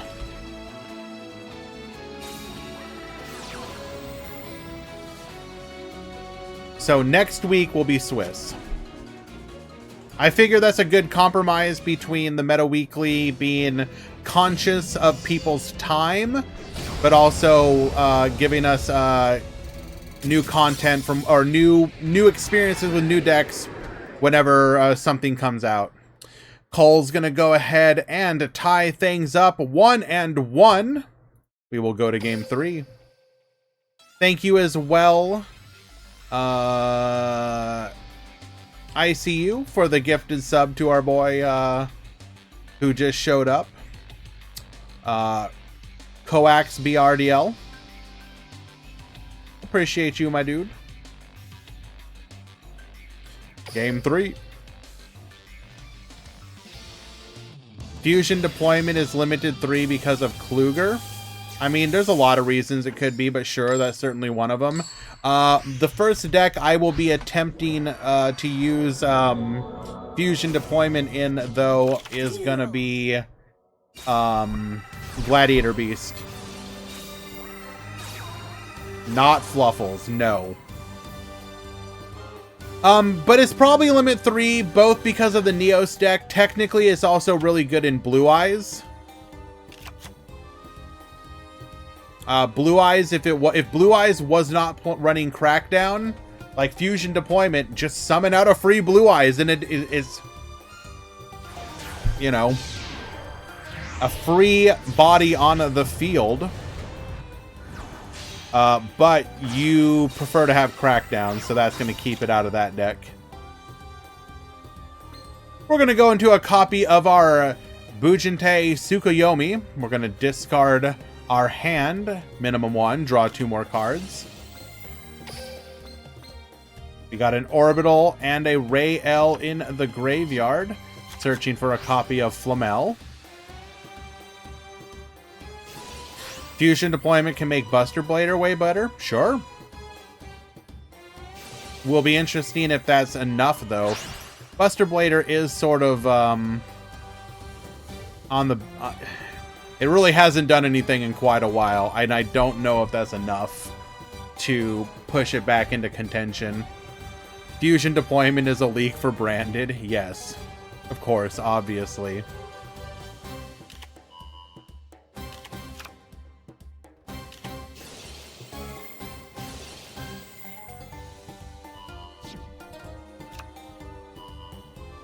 Revealing the Lancia to add a copy, to send it back to the deck, add a copy of Starry Night, Starry Dragon. We are set up and ready to interact. Reptilian is the true tier 0. I would love nothing more than for that to be true, Fan Luna. Reveal Whale, summon Scythe. One day we're gonna get Whale Scythe. But that day is unfortunately not today. Hey, IK Fire. Excited for Sky Striker, but also worried. What are you worried about?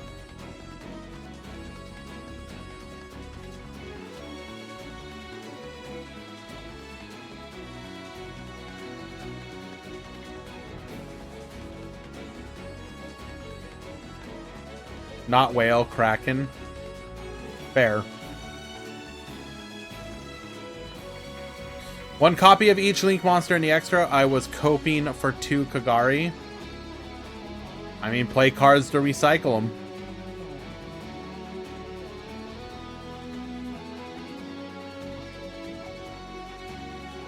Melodious will return because of deployment trust. True. The new TG combo Loom showed us was great, to be honest. TG will be really good when it goes first and does not get hand trapped. TG will struggle in most other situations, but it will be a good deck, yes. I am also hyped for TG. I agree.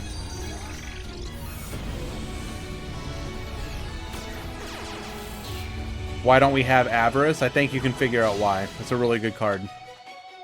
Especially in Duel Links, where there's a ton of skills that can just dump cards to the graveyard, or it's really easy for us to get cards to the graveyard.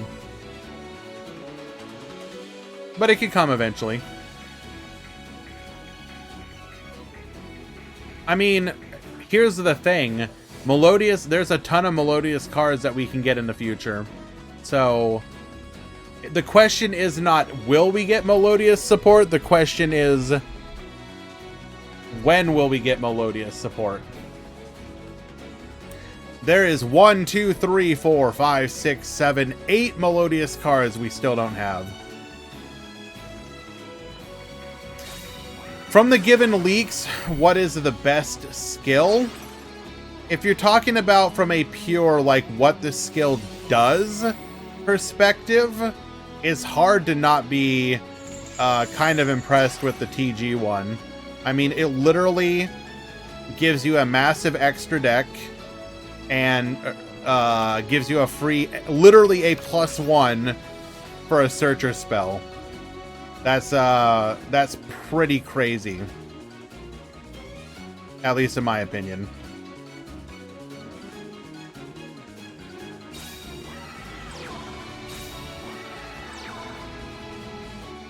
Aside from that,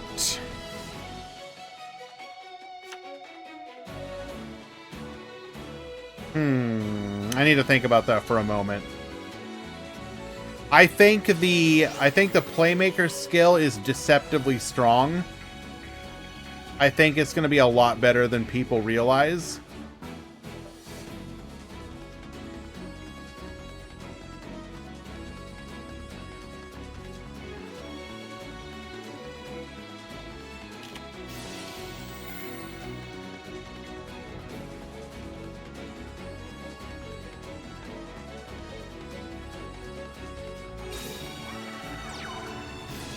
We can't really a deck. I'm not sure what you're trying to say there, Fan Luna. Hello, silly champ.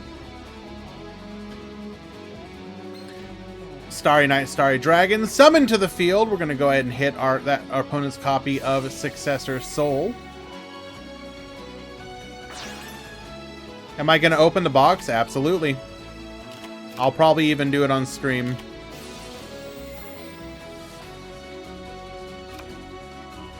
We will be moving the Grand Prix from Wednesday to Friday. No, PTRG, I don't work that day. Because it's the same day that the Grand Prix would normally be. So I have no reason for that to be a cap. I will actually... The only question, I will open it that day and do a stream of new decks that day. The question is just if I want to do it on my phone or not. I typically like doing my Duel Links purchases on my phone. Sherry LeBlanc not having any Infernoble is an insult. Why would she have Infernoble, though? Book of Moon here is going to stop the attack, but that will trigger our Starry Night Starry Ceremony, bringing out another copy of Starry Night Dragon, popping the Ultimate Fusion, allowing us to go for the OTK. And Starry Night will win in a 2-1 victory. Well done.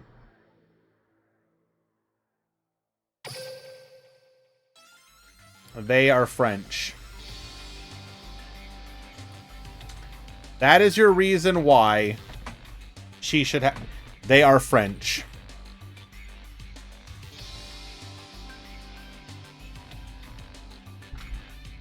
Max K, you need to check in.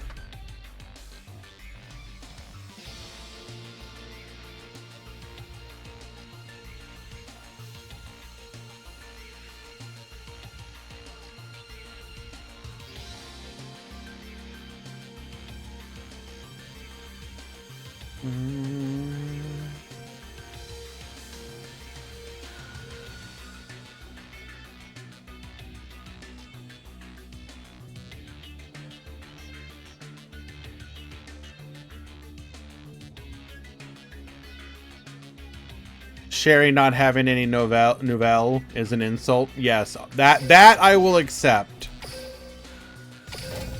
Where's the Hungry Burger archetype in game, Konami, you cowards?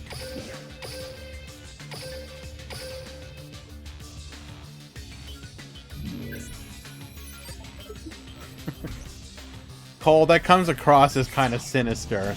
That was a fun game for me.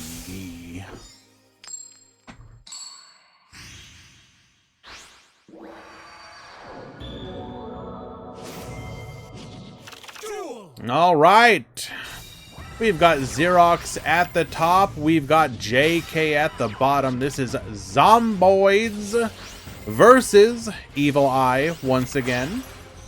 We watched JK earlier in the tournament.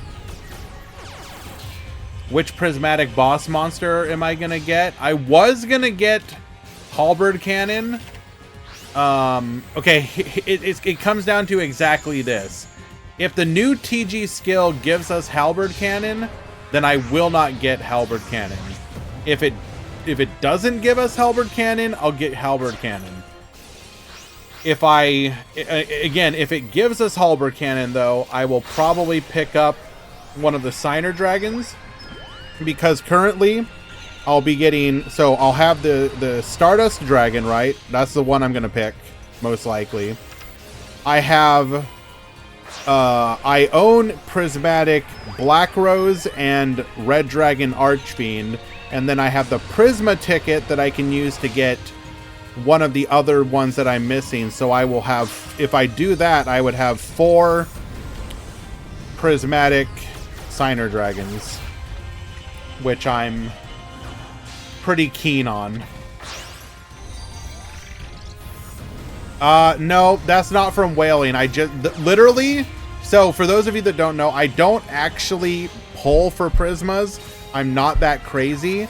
And I also do not make anything Prisma using the stones that you get from the holy crap, did we nuking the opponent's back row with a copy of Storm. We are going to, however, pop the Surzeal here, or rather banish it. Evil Eye Awakening, bringing out a Medusa. Also, excuse me? Did we just get gnomed?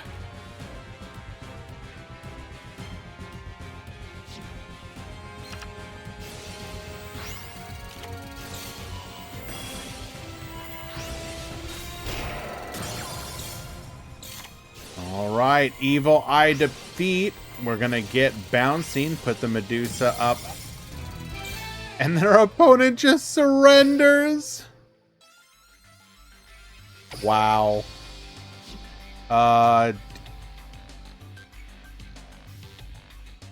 Yes, you get the win. Apparently his opponent had to go, so they are gonna surrender game 2, which means JK will be moving on to the next round. Well done.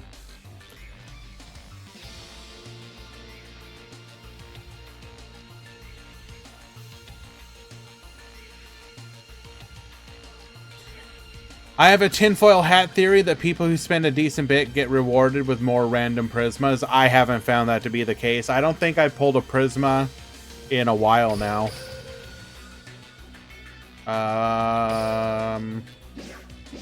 Filter, prismatic.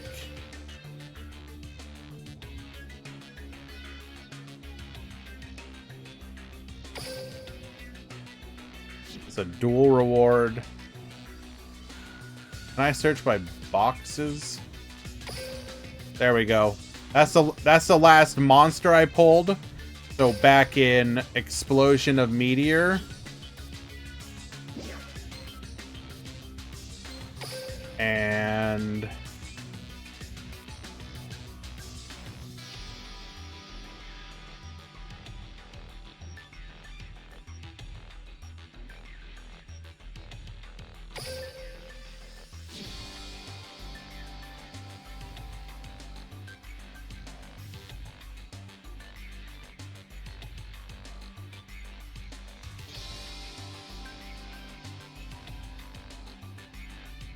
I pulled a prismatic IDP.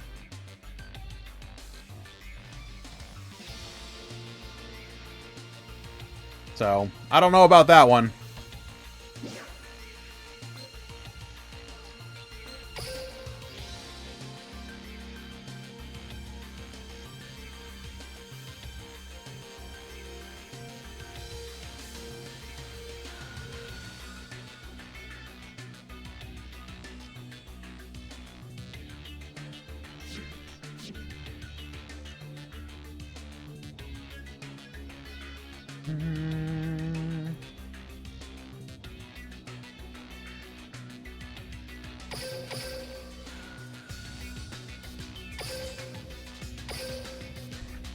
So my thing is, I only like Prismas if they're, well, not that I only like them.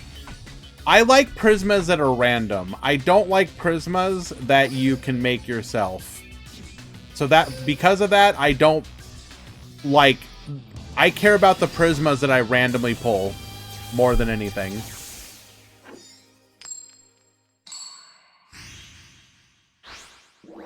So, like, I had a Prismatic Alistair. So back when Alistair was a deck, that was always fun. I liked being able to search for the one Prisma Alistair that I have.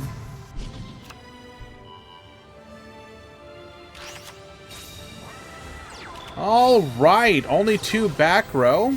We're going to go Effect Veiler on the Samurai Skull, Forbidden Droplet 2, Dodge and Negate, dumping the Mizuki here. We're going to use our skill, sending another Mizuki and a Chang-Chi. Chang-Chi effect, bring out the other one, dumping a Unizombie. We're going to go Crackdown, get Yoinkin, Mizuki effect number 2, bring back the Red Eye Zombie Dragon Lord. I used to search my Prismatic Gearfried first. There you go.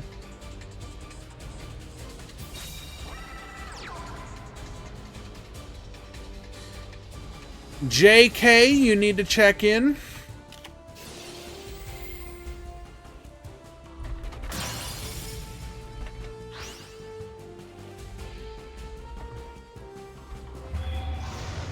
Don't worry, Jay. One day, Infernoble will be a deck in Duel Links, and your Gearfried will rise again like a phoenix.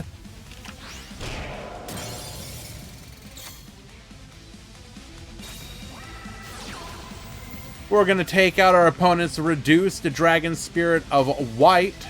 Setting 1 back row. We're going to go ahead and pass back to Max.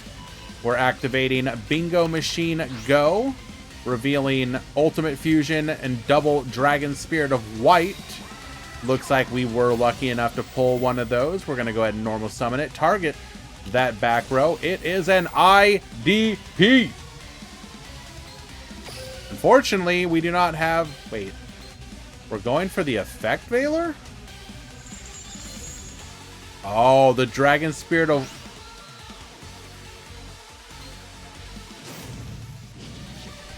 Oh, the skill locks us. Why are we playing IDP? What?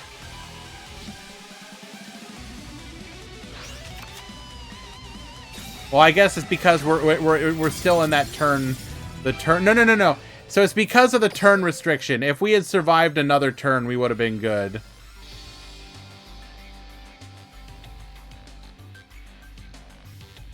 Caught us under the gun because of the turn count. We will give up game 1.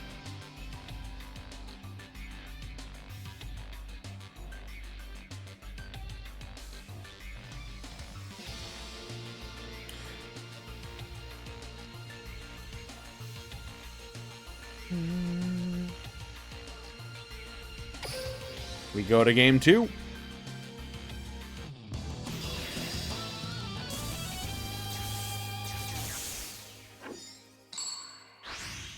Mr. Paradox will lead things off. Duel.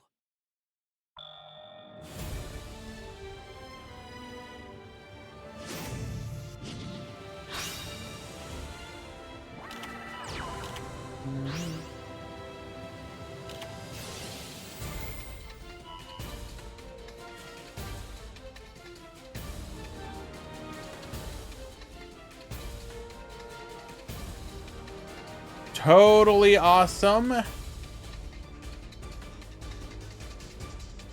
So Necromancer and Lemon, you need to check in.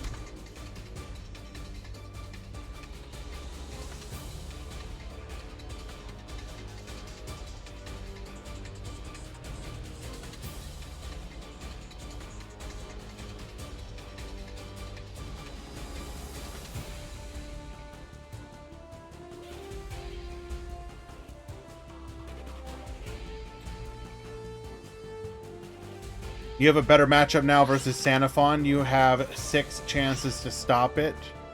3 Veiler, 3 Ghost Mourner. That's potentially true.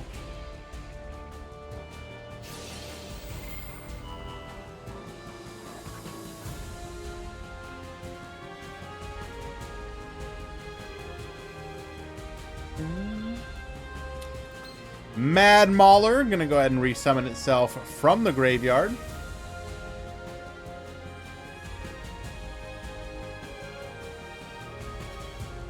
Can you send me the Ogdo Orcus? That Quantum didn't send that to me. That's from the, Ooh. Activating DD Crow. We're gonna go ahead and banish the Mad Mauler here.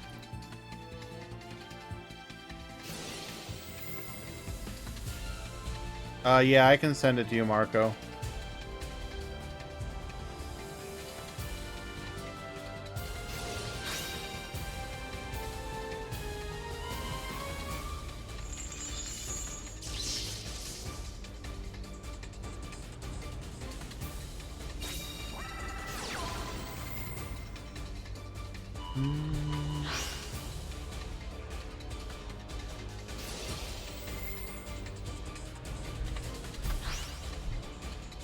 There you go.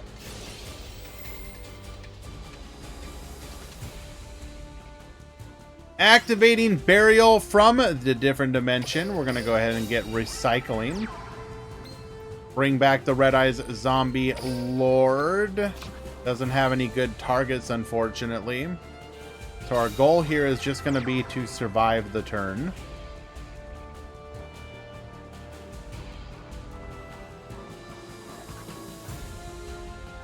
Leading things off with a set spell and trap.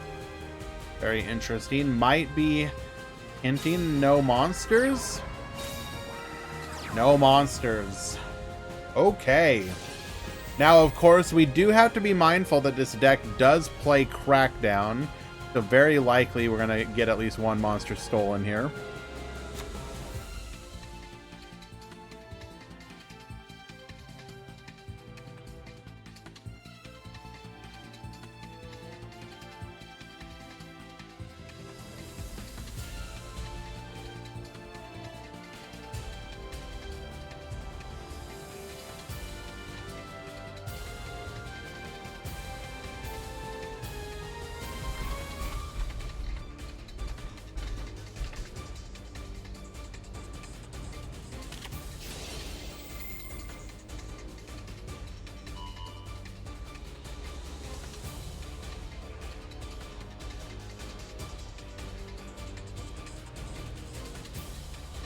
And 1 second, guys. Mod call.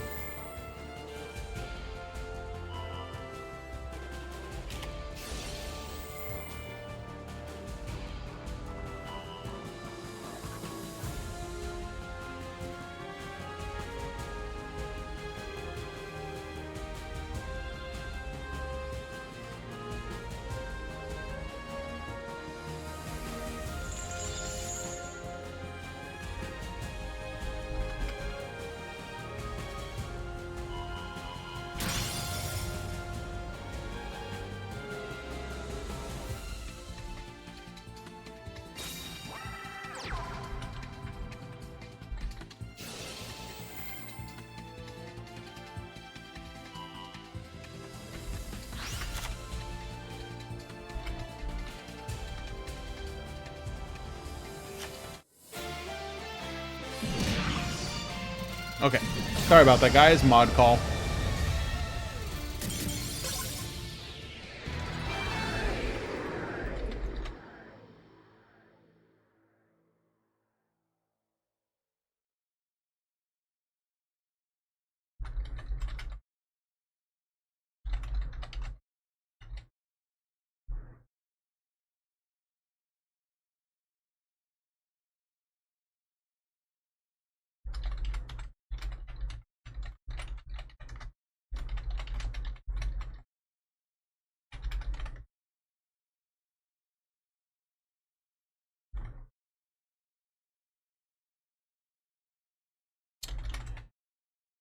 Oh, 1 second, guys.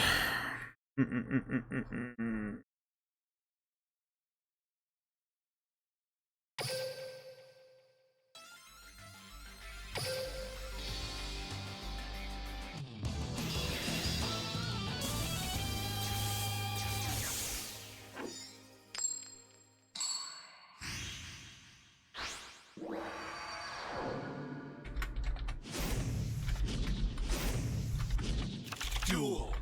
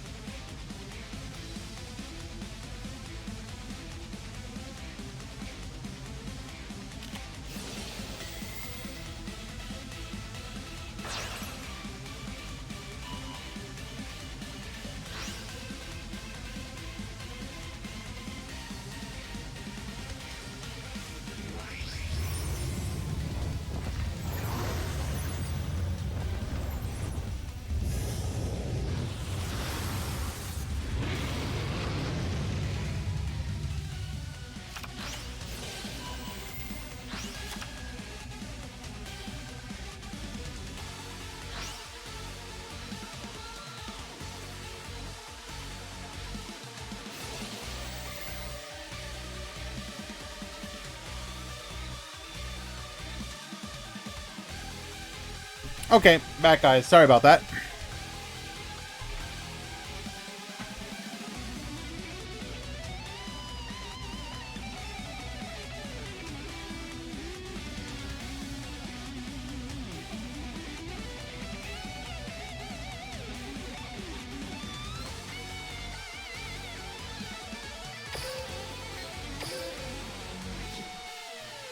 What are we gonna do here? So we sent our opponent's monster with the Successor Soul. We are gonna dump the Mad Mauler here. Do we have interruption? I am not muted.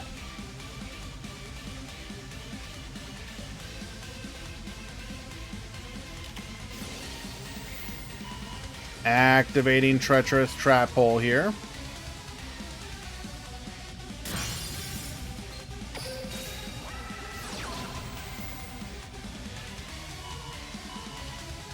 We are going to go for the Burial from the Different Dimension, which will put the Mizuki back into the graveyard.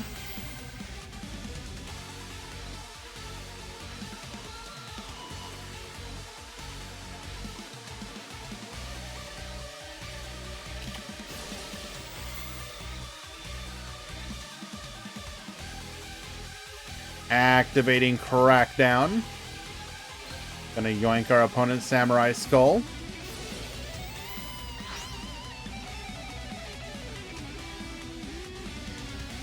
Bring back the Red Eyes Zombie Dragon. Set 1.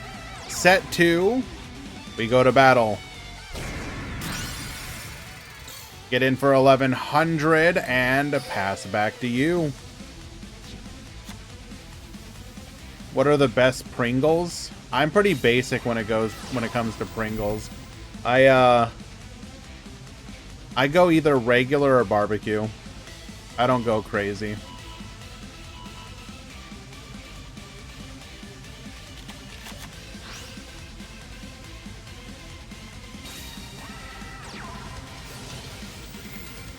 Activating Dragon Spirit of White. We're going to target the IDP. Go ahead and yoink our opponent's Imduck.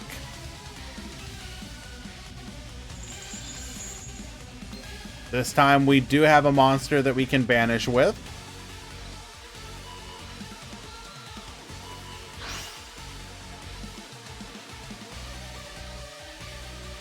Is the Decayed Discord still a good one to check what decks people are cooking up? The overall activity level is obviously vastly diminished when it comes to Duel Links, but we still do our best to come up with new decks. But is it the best one? Probably not. I think, unfortunately, there isn't really one good place anymore. Everybody's sort of fragmented to a bunch of smaller discords. Because, for example, DLE, with them no longer really being a thing, the activity levels there have dropped. I would say I've seen a big uptick in activity in some servers like Loom's Discord. Some other small ones, such as Starry Cat, has picked up in activity levels with Girin. The Team 6K community, I think, is a pretty good one. I do recommend them. Rather.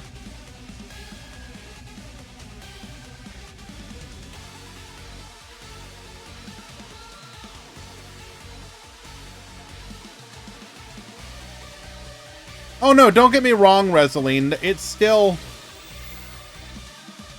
is still definitely... Ooh, this will completely stop the attack. It is still definitely... We still do our best to make sure that it's worthwhile, but it's just, again, it's undeniable that Brad's Discord... I was going to say Brad as well, I just got distracted. Like, right now, if I was to recommend a couple Discords, it is Loom's Discord, Brad's Discords, Team 6K, Starry Cat, my own. DLM.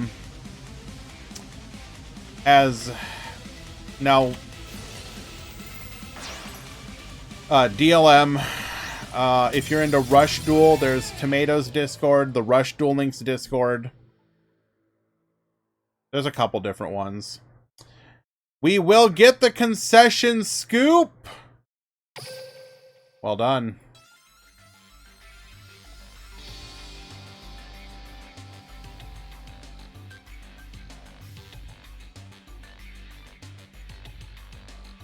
I'm not gonna I mean, Soulglow, I do recommend Quantum's Discord as well, sure. I mean, I am not trying to leave anybody out. As I said, the community has sort of dispersed to a bunch of different Discords.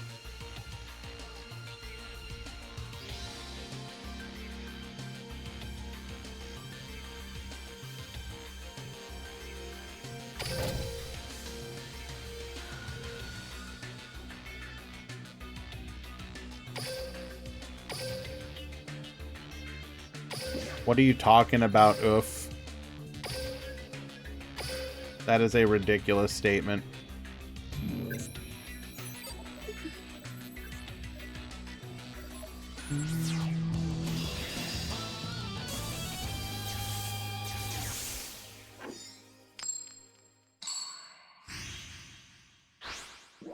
Again, I didn't recommend a lot of Discords. There's other Discords that I didn't mention that I'm fond of. For example, Icy's Discord. We have the Third Eye Discord. We have the Altera Union Discord. I think those are perfectly great. There's Latom's Discord. That's obviously a great one as well. Like, Latom is a great community for tournaments and leagues, but I didn't mention them. Playmaker's Discord, I think, is a really good one. Duel Links free to play. I don't think I'm actually in his Discord, but I am a big fan of his content. What's with the QTP Discord? I see you, you're gonna make me sad, bro. You're gonna make me sad, bro.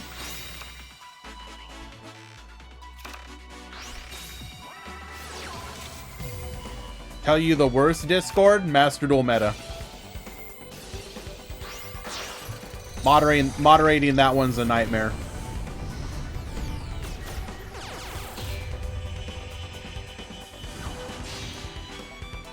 It's a good Discord if you want deck stuff, but guys, God, I could tell you so many stupid stories.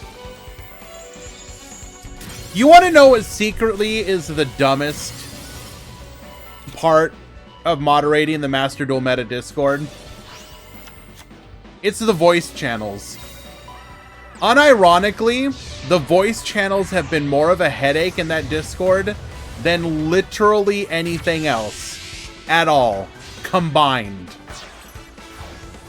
The amount of drama from the Discords, from the voice chats, the amount of people who join, there are so many people that will make alts just to join, to go into VC and do stupid stuff. It is unbelievable. So, as an example, what do you mean like? Like, people will just go into voice chats and just start screaming slurs.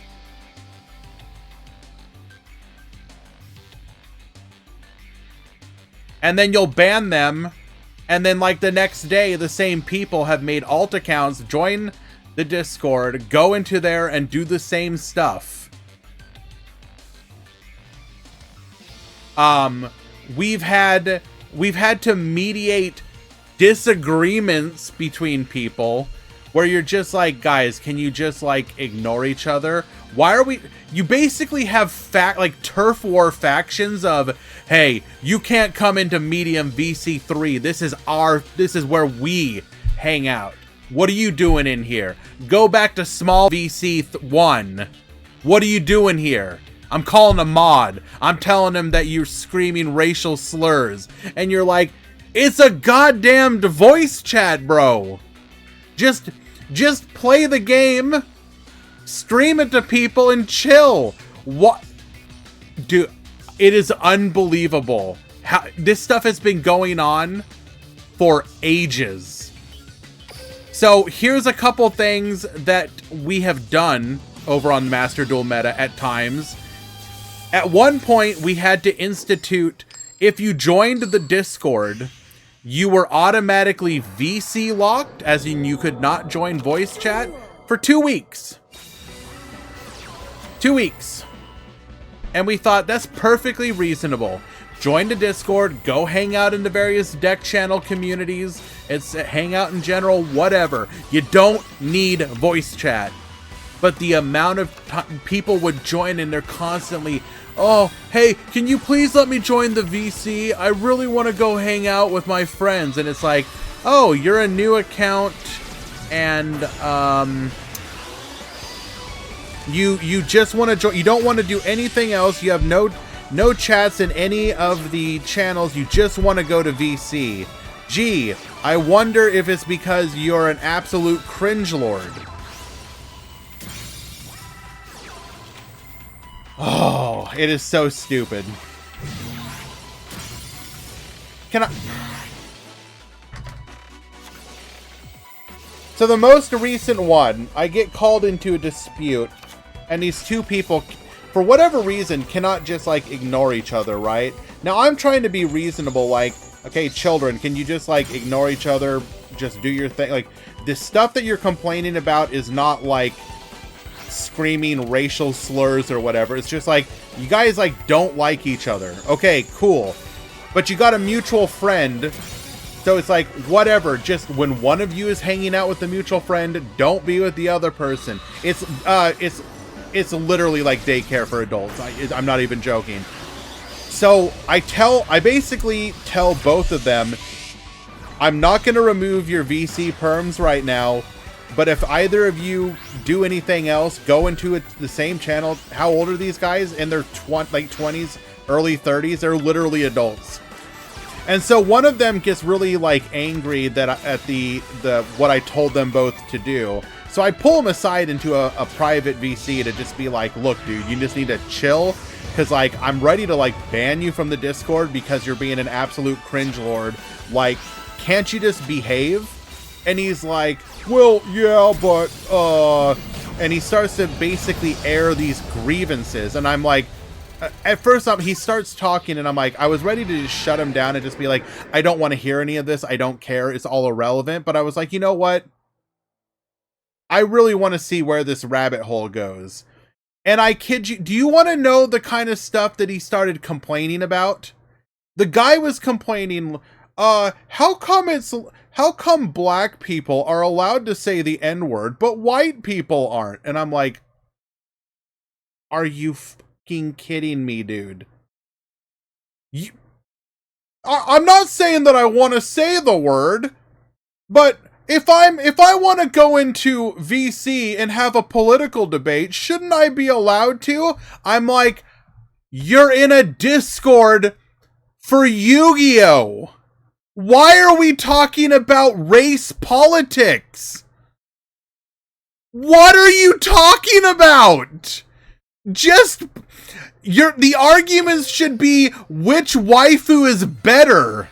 Medusa of the Evil Eye or friggin' I don't know, whatever else. Why? Well, I'm not saying that I want to talk about it all the time, but like if it just happens to come up, how is it just coming up? What are you talking? I'm doing everything in my power to not just be like, oh my god, you are the ultimate, like, what are you I just want to go in there and delete every voice chat channel. Sometimes I want to be a vigilante terrorist, abuse my moderation privileges, and just delete them all. And then basically tell every other moderator, don't recreate them. I don't care what anyone says.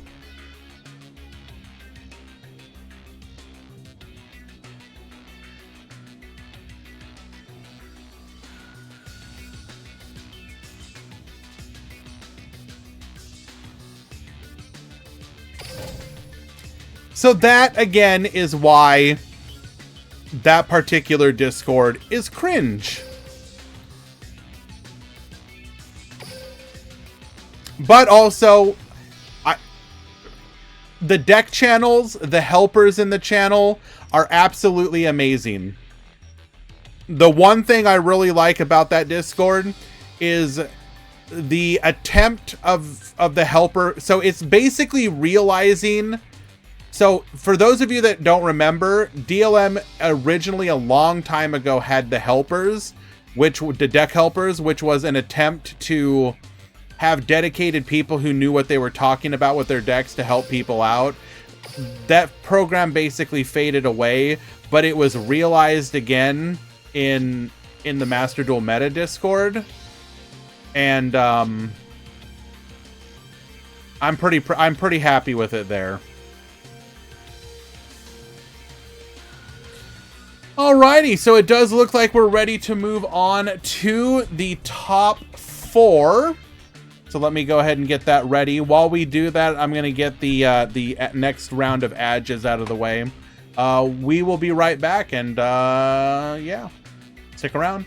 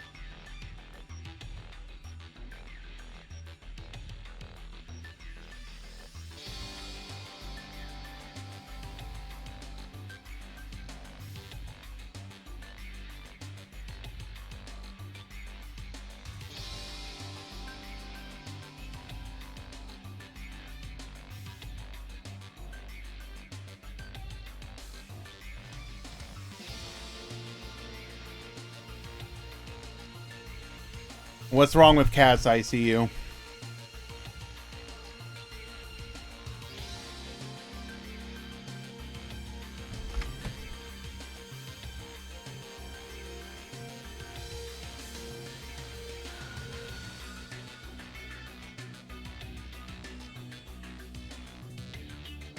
You are wrong.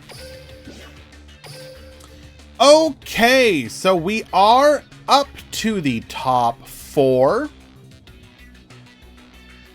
Your top 4 today consists of Zombie Pile, Starry Night, Mayakashi, and Stellar.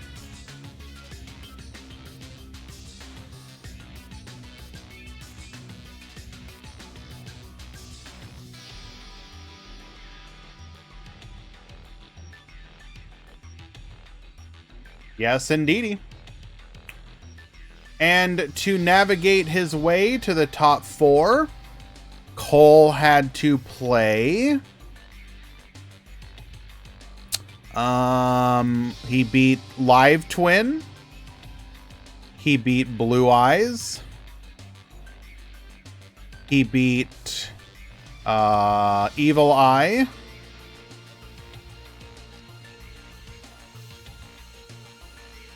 And now his next match.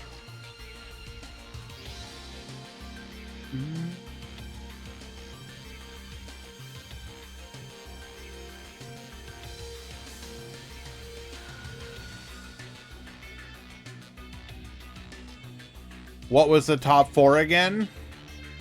Mayakashi, Zombie Pile, Starry Night, and Stellar.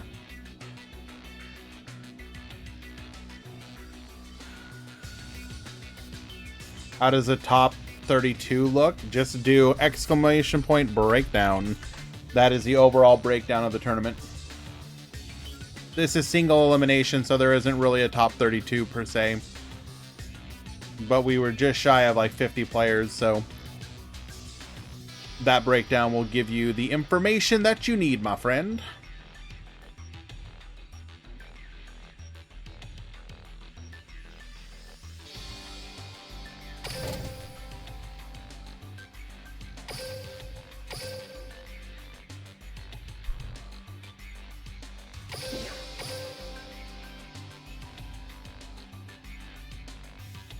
Were there any Shira in the top 8? In the top 8, of the ones that did not top, there was a Galaxy Eyes, a Zombie Pile, an Evil Eye, and a Blue Eyes.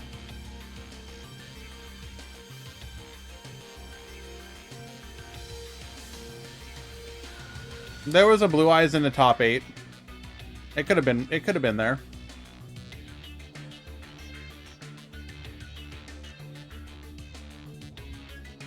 It could have been there. Keep in mind, there's a little bit more variance in single eliminations.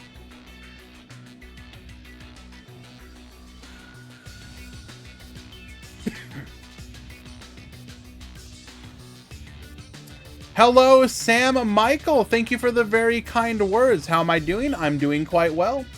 We're hanging out here today. We discussed the new box earlier in the stream.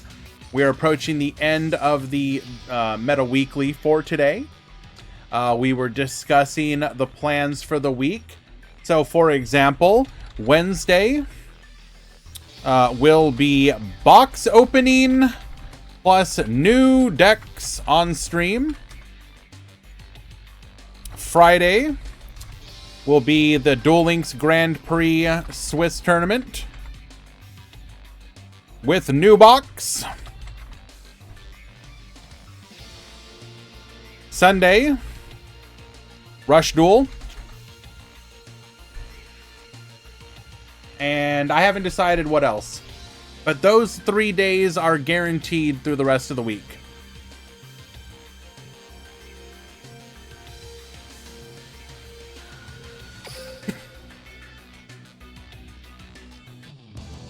Will I try out Sherry's deck? Are you talking like right now? Like the Duel Links meme one?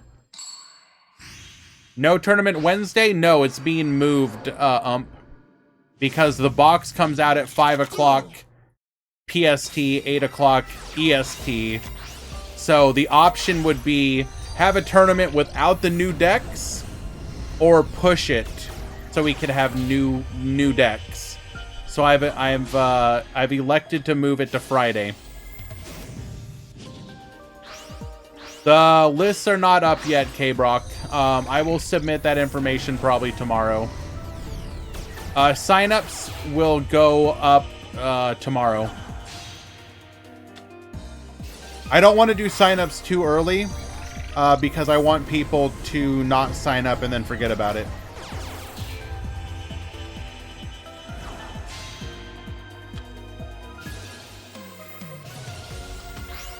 All right, Lemon at the top. We are going through the Mayakashi combo line here.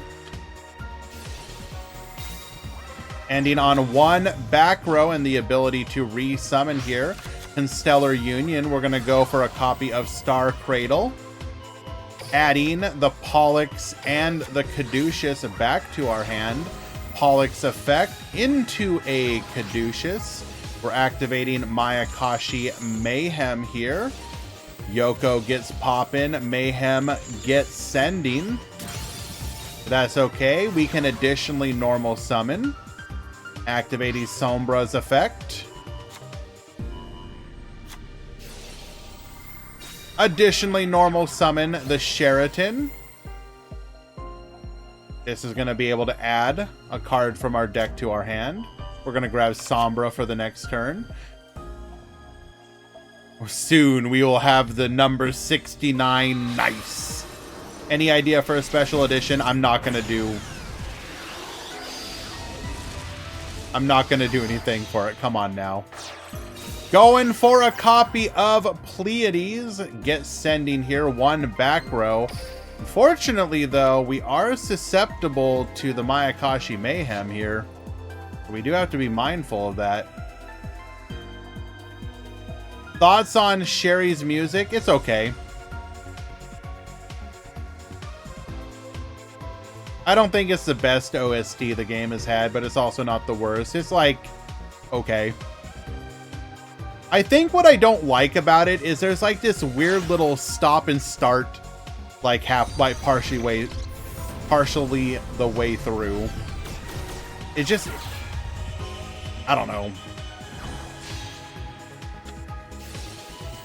It's pretty chill. I'm not saying I dislike it. It's just not what personally does it for me, I guess. You know, like right now, for example, if I was to list like my absolute favorite banger in the game, it's gotta be Yugo. Like Yugo's theme goes so unbelievably hard.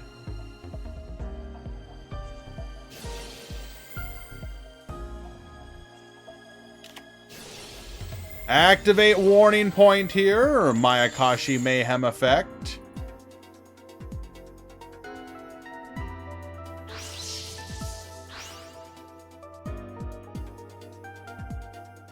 Like, I literally feel like I could do a thesis. I literally have wanted to do, it's gotta be Anna Kaboom's theme. Anna's alright. Like, Anna's like a 6 out of 10 for me. It's good. It's good. But, I don't know. I have wanted to do a thesis on how, if you listen to Yugo's theme, the theme itself has everything, all the tension from a race. Like, if you listen to it, there's parts of the song that sound like you're going down a straightaway. Then there's parts that are the overtake and the attack. And then there's parts that are the climax to the theme as you approach the finish line. Like, it is so unbelievably good. I just vibe with that one so hard.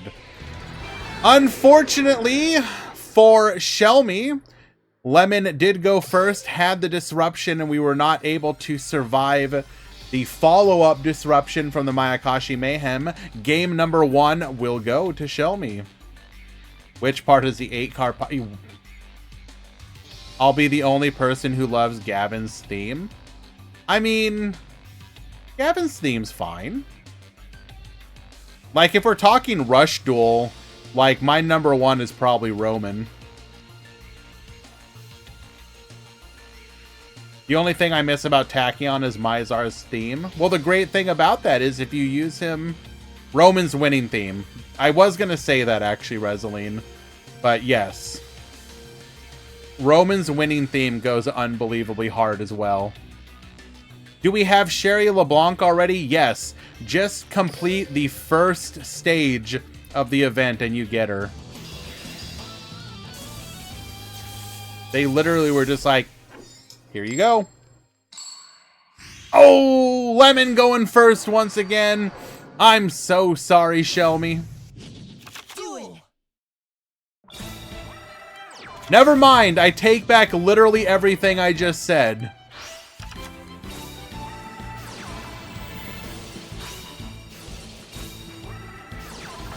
Did we just affect Valor Pollux? Understandable.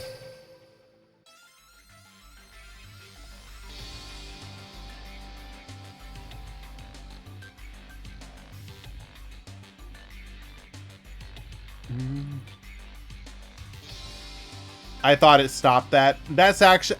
You know what? Everyone does that, Lemon. Literally everyone. Ain't nobody who's played Yu-Gi-Oh! Who hasn't done something like, I'm gonna chalice Elder. You cannot additionally normal summon. Oh my god, why are you additionally normal summoning?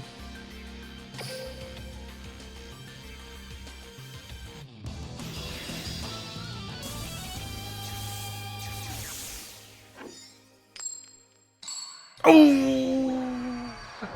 Game number 3, Shellman going first. Duel. Activate Constellar Union. Get dumping. Shellman finals. Hey, Lemon's got hand traps. You never know. Sombra effect. Show us the Veiler.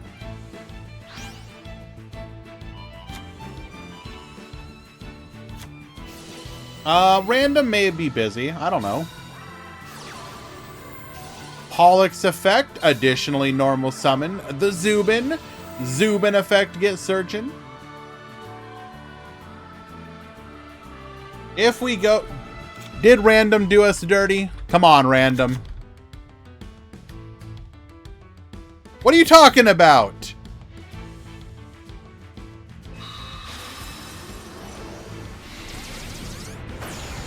Duelリンク。私はシェリー・ルグラン。あなたの実力試させてもらうわ。このまま私とデュエルしてもらう。選択の余地はない。戦いはもう始まっている。このデュエルはご挨拶。さあ楽しみましょう。さあ相手をしてあげるわ。ここにいるのは私の意志。さあ始めましょう。残念だけどあなたはここから先へは進めないわ。あなたはここで倒す。あら不動優勢、お久しぶりね。ようやく私のチームに入る気になったのかしら。この男はイリアステル・ゾーン、アーククレイドルの主、神の力を持つ男。文字通りの真剣勝負といきましょうか。溝口、ここまでは褒めてあげるわ。でもそれが本当の恐怖を招くことになろうとは皮肉なものね。ドロー、きらめけフルールド・シュバリエ。フルールド・シュバリエの効果を発動。相手の魔法トラップの発動を無効にして破壊する。でもね、フルールド・シュバリエは相手の魔法トラップの発動を無効にして破壊する効果を持っている。フルールド・シュバリエの攻撃、フルールド・オラージュ、咲き誇れフルールド・バロネス。フルールド・バロネスの効果発動。フルールド・セレナード。フルールド・バロネスの効果発動。フルールド・ノクOh. Power rivals that of the divine. This isn't a practice session, Ellsworth. It's a real duel. How tragic that your successes will lead to your defeats. Hydro! Shine! Chevalier de Fleur! Chevalier de Fleur activates her effect. She negates and destroys your spells and traps. Chevalier de Fleur can negate your spells and traps. Chevalier de Fleur attacks. Fleur de Orange! Bloom and Glory!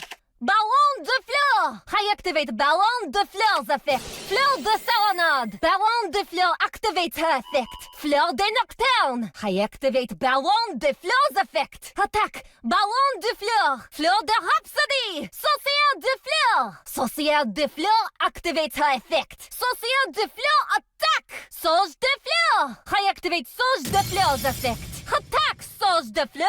I'm not gonna make it stop. Centaur Mina. I activate Centaur Mina's effect. Charge! Centaur Mina. Graceful Blade. Here comes White Steeds of the Floor Knights. I activate White Steeds of the Floor Knights from the grave. White Steeds of the Floor Knights. Attack! Witness the majesty of Horse of the Floor Knights. I activate Horse of the Floor Knights' effect. Attack, Horse of the Floor Knights. Noble Knight Shield Bearer. Enter! Noble Knight Shield Bearer activates its effect. Noble Knight Shield Bearer attacks! Here's Noble Knight Spearholder! I activate Noble Knight Spearholder's effect. Noble Knight Spearholder! Attack! Soar! Noble Knight John! Noble Knight John's effect activates! Noble Knight John! Attack! Sacred Decision! Necro Flare! Necro Flare activates when it's destroyed by an effect. Attack, Necro Flare! The Tuna Monster Flare Synchron! Flare Synchron activates when it's used to Synchro Summon. Flare Synchron! Attack! The Tuna Monster Necro Synchron! I activate Necro Synchron's effect. Necro Synchron attacks! Burgundy, the Magic Elf! I What the hell is this? Duel. Burgundy the magic elf. Is this not a real card?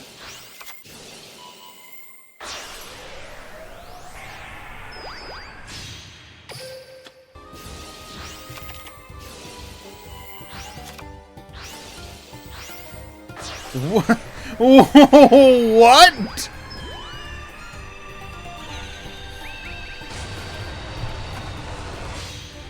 What else we got?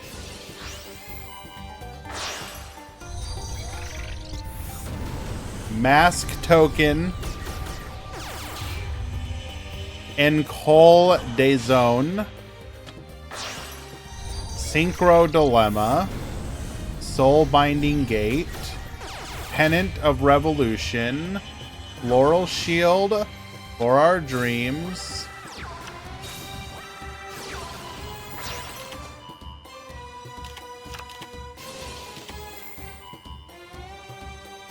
Okay.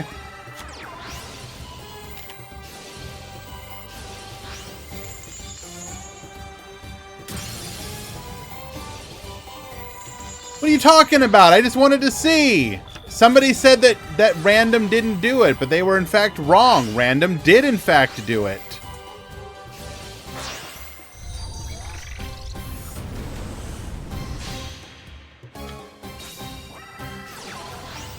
I play with voice lines on Giga Chad.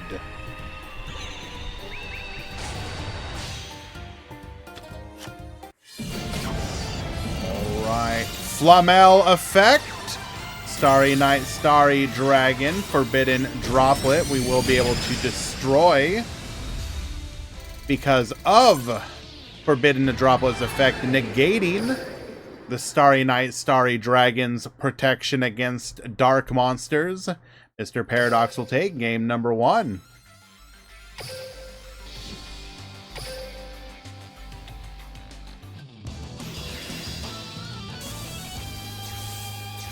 I think Sherry's voice... I mean, okay.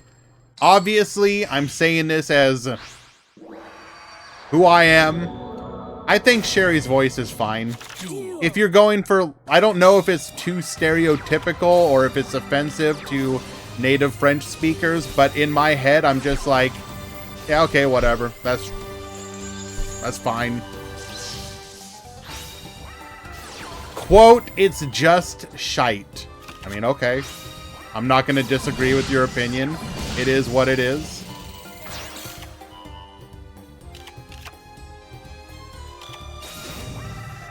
Yeah, Random posted it like an hour and change ago.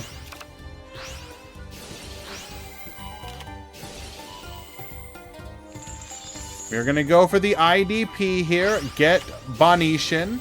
Activate Burial from a different dimension. Oh, double Mizuki. How unbelievable. Oh, being able to completely undo your opponent's IDP feels good, man. We're going to add a copy of Starry Night, Starry Dragon. Activating its effect to get poppin'. Revive the Mizuki. Rail effect. We're going to go IDP to yoink our opponent's orbital. Starry Night, Starry Dragon. Bring out another Starry Night. Oh, this is just lethal on board. Get scooping. Cole takes game number 2.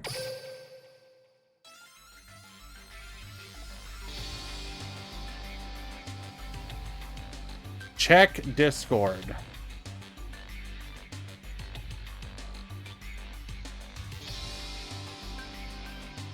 Yeah, what about it? You don't think I've seen that mock-up before?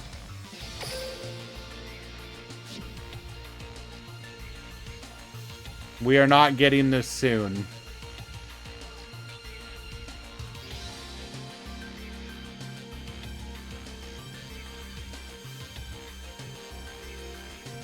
For those of you wondering what Marco is gushing about.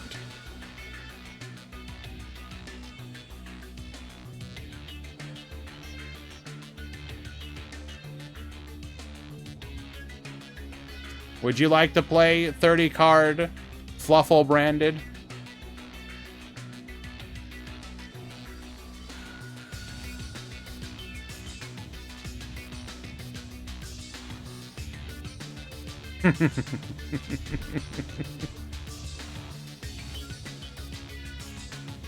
Real. Absolutely. I do. You know what? I do love the nice touch of almost every card in it being ultra rare. Real.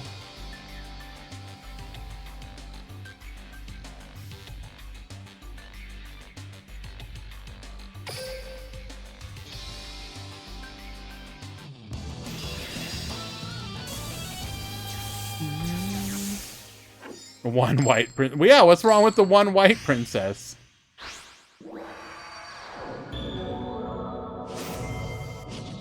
Duel.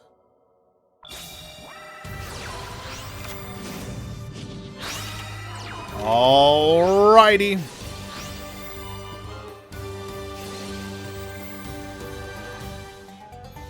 One rare looks free to play to me. Exactly.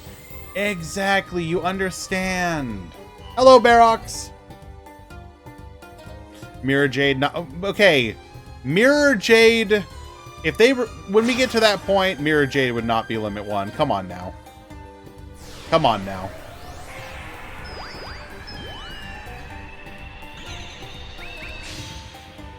We're gonna go for the Immortal Dragon here. Dump a copy of Mizuki. Mizuki, get reviving. I can't believe Sherry Bob got really censored. WTF Konami. What are you talking about?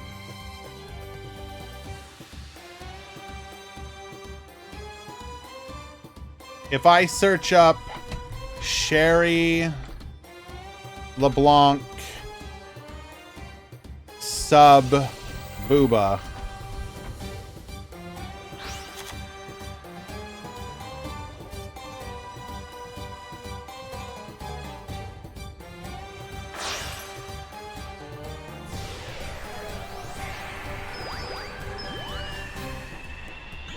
You know, you don't understand. Speedy God has been looking at, like, AI art of it.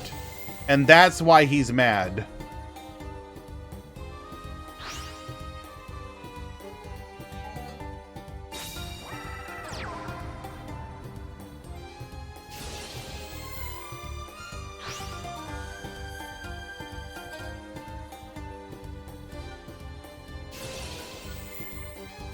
This is my Sherry, feels strong, man. This is my Sherry.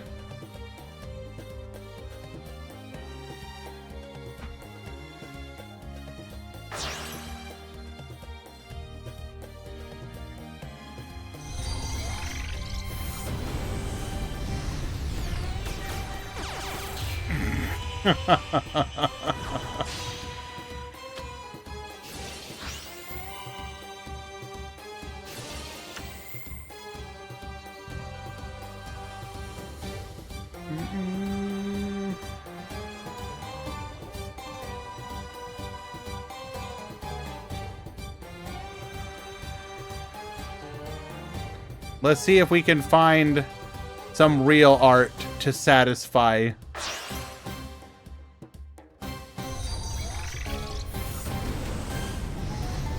Also, like, unironically, isn't it just the outfit she's wearing?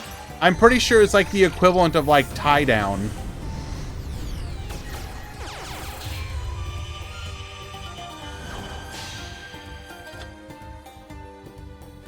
Anyways, we end on a Nightmare Phoenix. We do have access to a Yuki Onna for a revive here.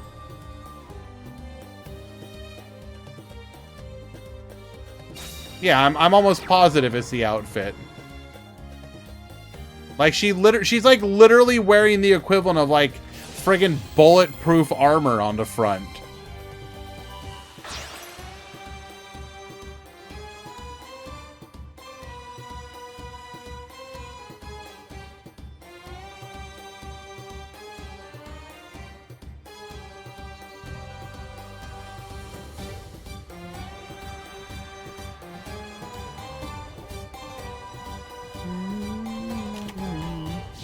So we have very specifically made sure that we did not leave a dark monster on the field so that the Starry Night Balefire will not get a free summon of a Starry Night Starry Dragon.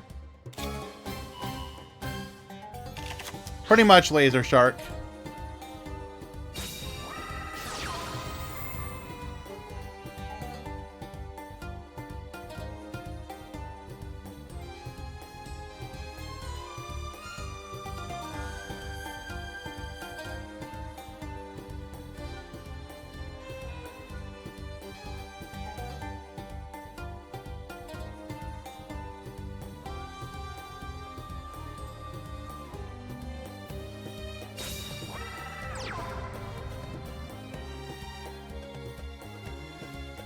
We're going to go ahead and set one.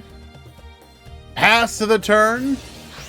Going for the Yuki Onna effect. Likely going to bring back the Shiranui Sun Saga effect.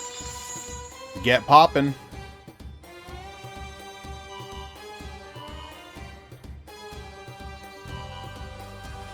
You will not special summon.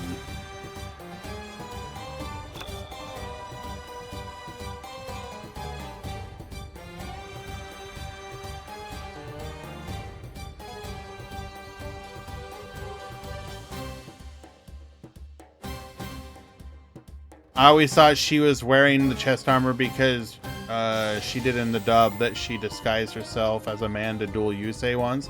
I mean, possibly. I just figured it's like, you know, you're literally racing. You want to be. I've always figured it's like the equivalent of like swimming, racing. Like you want a streamlined figure. I don't know. Maybe I'm wrong.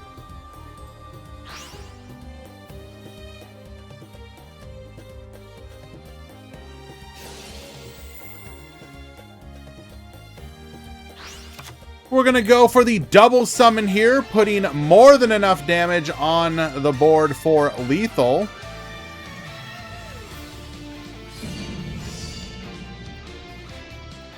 Isn't Yugo's outfit pretty much the bulletproof armor?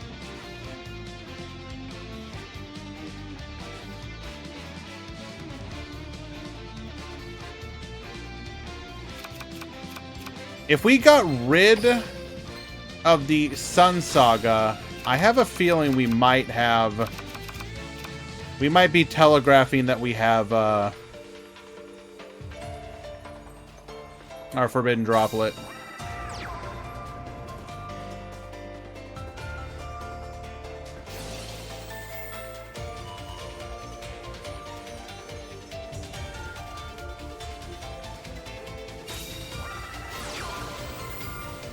And that's exactly what it is. Forbidden Droplet. Negate.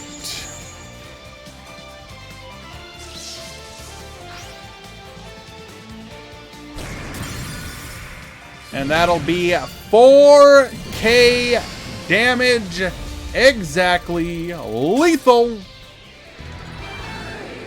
Mr. Paradox takes it in game number 3. Well done. Yugo outfit Arc 5. No, he doesn't have like the armor part.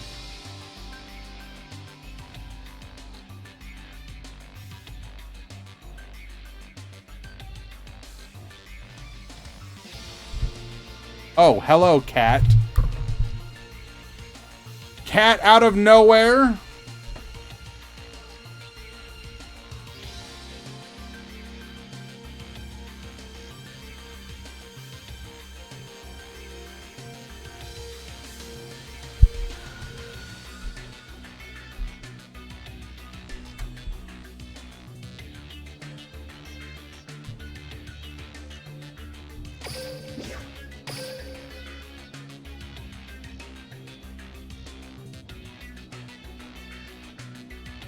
Two-one for Mr. Paradox.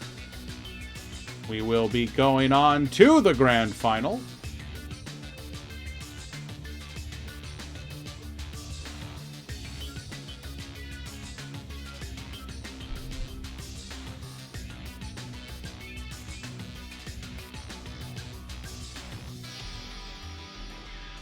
Hi, King.